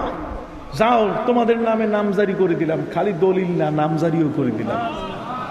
আপনি রেজিস্ট্রেশন কমপ্লেক্সে যাবেন, গেলে আপনার জমি দলিল হয়, দলিল হলেই শেষ হয় না, তারপর কি করতে হয়? নামজারি করতে হয়। আল্লাহ বলছেন, তোমাদের দুইজনের নামে নামজারি করে দিলাম কাবা। وَإِذْ يَرْفَعُ إِبْرَاهِيمُ الْقَوَاعِدَ مِنَ الْبَيْتِ وَإِسْمَاعِيلُ। ইব্রাহিম আর ইসমাইলের নামে কাবা নামজারি হয়ে গেল। আল্লাহর পক্ষ থেকে নতুন ফাইল খোলা হলো। পৃথিবীতে যারা মসজিদ করবে ওই ফাইলে তাদের নাম চলে যাবে। যারা যারা আল্লাহর ঘর করবেন, আল্লাহর ঘরের নির্মাতা হিসাবে, আল্লাহর ঘরের প্রতিষ্ঠাতা হিসাবে তার নাম ওই ফাইলে চলে যাবে। নবী ইব্রাহিম ইসমাইলের নামে যে ফাইলটা আছে ওটা আরেক মন্ত্রণালয়, পূর্ত মন্ত্রণালয়, বোঝেন না? বাড়িঘর বানাবার মন্ত্রণালয়, ওটা হলো মসজিদ মন্ত্রণালয়। সুবহানাল্লাহ। ওই মন্ত্রণালয়ের নাম কি? মসজিদ মন্ত্রণালয়। ওই মন্ত্রণালয়ের নতুন ফাইল খোলা হয়েছে, ওই ফাইলের মধ্যে নাম চলে গেছে। নবী ইব্রাহিম আলাইহিস সালাম দেখলেন ছেলে ইসমাইল হাত নামাইছে, নামাইস না, আরো দোয়া আছে, কবুল হইতেছে। কি দোয়া? রব্বানা ওয়াজআলনা মুসলিমাইন লাক। আল্লাহ, তুমি বাপ আর ছেলে দুজনকে অবিডেন্ট বানিয়ে দাও, তোমার পূর্ণাঙ্গ অনুগত, আর আমার বংশের থেকে মুসলমান নামের একটা জাতি দাও। এই জাতিটা পৃথিবীর শ্রেষ্ঠ জাতি হবে, তুমি কবুল করো। আল্লাহ বলছেন, ইব্রাহিম কাবা বানাইছো আর জান্নাতি পাথর মাকামে ইব্রাহিমের উপরে দাঁড়িয়ে দোয়া করতেছো, আমি তোমার দোয়া কি ফেরত দেবো? যাও, মুসলমান নামের শ্রেষ্ঠ জাতি দিয়ে দিলাম। কুনতুম খায়রা উম্মাতিন উখরিজাত লিন্নাস তা'মুরুনা বিল মা'রুফি ওয়া তানহাউনা আনিল মুনকার। তোমরা হলে পৃথিবীর শ্রেষ্ঠ জাতি। সুবহানাল্লাহ। এরপরে নবী ইব্রাহিম দেখলেন ছেলে ইসমাইল, ছোট বাচ্চা, 11 বছর বয়স, হাত নামাইছে। কয় নামালি কেন হাত? এখনো এক দোয়া কবুল হইতেই আছে, শুধু আল্লাহ বরাদ্দ দিয়ে দিয়েছে। বরাদ্দ দিলে আমার এই বংশের মুসলমান জাতি এগুলোকে এক জায়গা করে এক সময় কেউ সাদা কেউ কালা, একজন আরেকজনকে জিজ্ঞেস করে যে বালা আছেন কি না, কি বলেন ঠিক না? সাদা কালোরে জিজ্ঞেস করবে, কালা সাদারে জিজ্ঞেস করবে। এই জন্য কাবা ঘরের এই অঙ্গনে হজের মেলা তুমি দিয়ে দাও। সুবহানাল্লাহ। হজের ইবাদত তুমি দিয়ে দাও। ওয়ারিনা মানাসিকানা ওয়া তুব আলাইনা ইন্নাকা আনতাত তাওয়াবুর রহিম। আল্লাহ বলে দিলেন, যাও কাবা ঘর কেন্দ্রিক আরাফাত সংযুক্ত করে আমি হজ দিয়ে দিলাম। পৃথিবীর তোমার মুসলিম সন্তানেরা এখানে একত্রিত হয়ে তারা নিজেরা আগামী ভবিষ্যতের সিদ্ধান্ত গ্রহণ করবে। দোয়াটা লম্বা হয়ে গেছে। মুসল্লি নামাজ থেকে তাড়াতাড়ি যাইতে চায়। ইমাম সাহেবের দোয়ায় চাকরি থাকার কথা না। কথা বুঝতে পারছি? ইসমাইল আলাইহিস সালাম হাত নামায় ফেলছে। হাত নামালি কান বেটা, আরেকটা দোয়া বাকি আছে। এই মুসলমান জাতির হজ, তার অস্তিত্ব, তার সম্মানকে ধরে রাখার জন্য পৃথিবীর একজন শ্রেষ্ঠ নবী দরকার। কাজে ওই নবীকে আল্লাহ যেন বরাদ্দ দিয়ে দেন, তার শুভাগমন যেন ঘটে। চলো এই দোয়াটা করে দিই। মাকাম ইব্রাহিমের উপরে দাঁড়িয়ে নবী ইব্রাহিম আলাইহিস সালাম দোয়া শুরু করলেন, রব্বানা ওয়া বা'আস ফীহিম রাসূলাম মিনহুম। আল্লাহ, এই মুসলমান জাতির মধ্যে আপনি একজন রসুল মনোনীত করুন, বরাদ্দ দিয়ে দেন। আল্লাহ বলেন, দিয়ে দিলাম, যাও। মুহাম্মাদুর রাসূলুল্লাহ ওয়াল্লাযীনা মাআহু আশিদ্দাউ আলাল কুফফারি রুহামাউ বাইনাহুম। সুবহানাল্লাহ বলেন।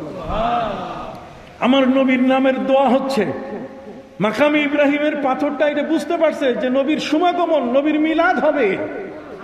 অতএব নবীর শুভাগমনের দোয়া আমার বুকে হয়েছে। কাজী ওই নবীর মহব্বতে আমি মোমের মতো গলে গেলাম, যাতে নবী ইব্রাহিমের পা দুখানা আমার বুকের উপরে চিহ্ন নিয়ে থাকে। আর আমি প্রমাণ করতে পারবো যে ওই দোয়ায় আমিও শামিল ছিলাম। নবীর মহব্বতে আমি মোমের মতো গলে গেছি। যেরকম সুবহানাল্লাহ, মোমের মতো আমি কি গলে গেছি। সুবহানাল্লাহ বলুন।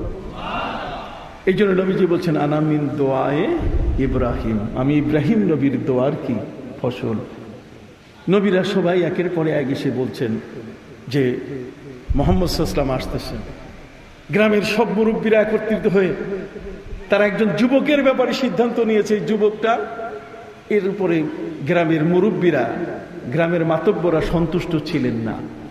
সবাই সিদ্ধান্ত নিয়েছে, ও মরলে ওরে কবর দিব না, ময়লার জায়গায় ফেলে রাখবো, কুকুর শৃগালে তার লাশ খাবে।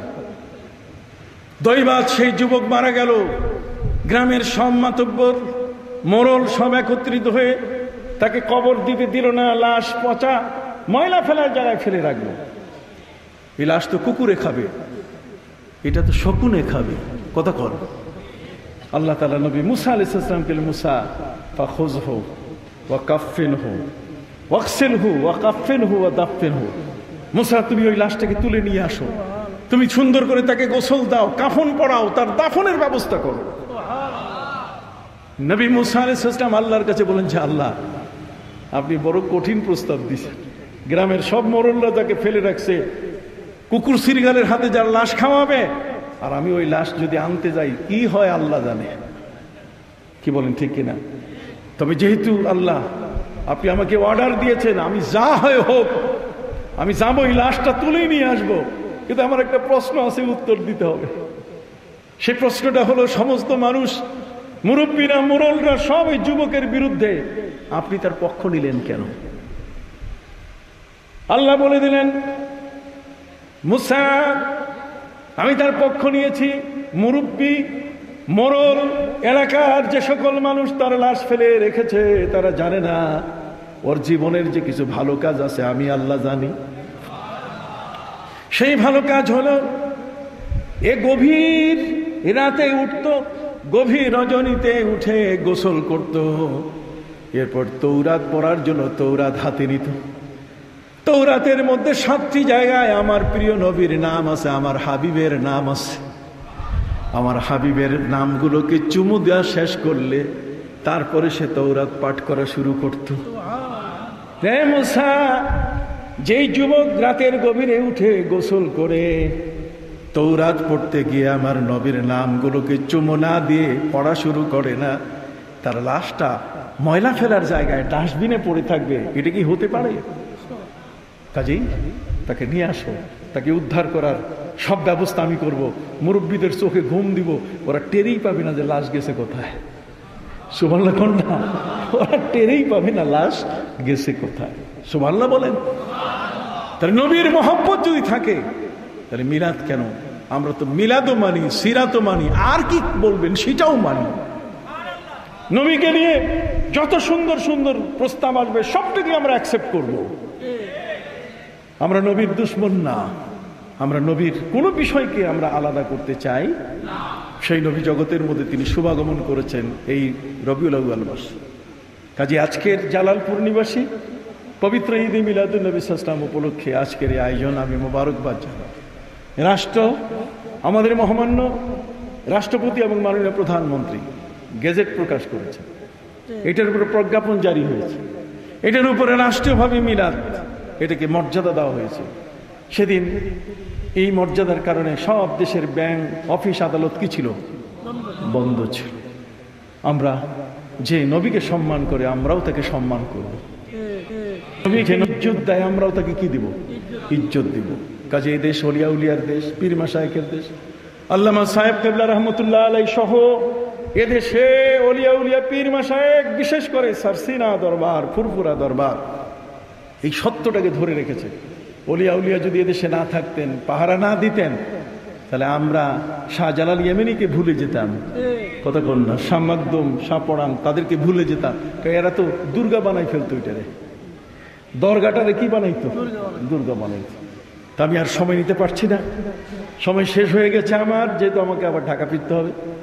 আপনারা আমার জন্য দোয়া করবেন।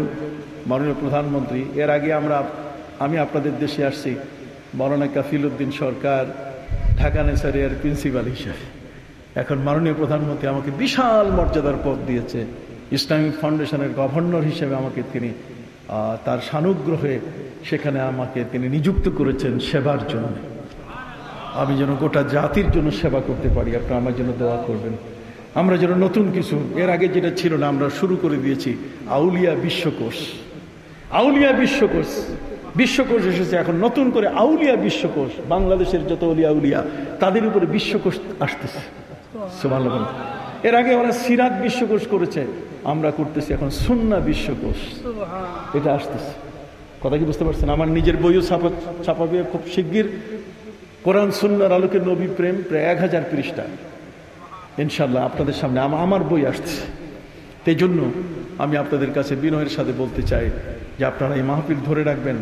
কাকে কি বলল, কাক আপনার কান নিয়ে গেছে, চিলে কান নিয়ে গেছে, আপনি চিলের পিছিয়ে দৌড়বেন না, নিজের কানটা দেখবেন, নিজের কানটা আগে দেখবেন। এখানে মিলাদ আছে, সব আছে। ওরা সিলের মতো আমাদেরকে ওই কান নিয়ে দৌড় দিছে, আপনাকে নিয়ে হাইকোর্ট দেখাবে। আপনারা ওদের হাইকোর্ট দেখাবার দরকার, দেখারও দরকার নেই। তো সবাই ভালো থাকুন, সুস্থ থাকুন। সকলের কাছে দোয়া কামনা করে আজকের মতো এখানে শেষ করছি। ভালো থাকুন।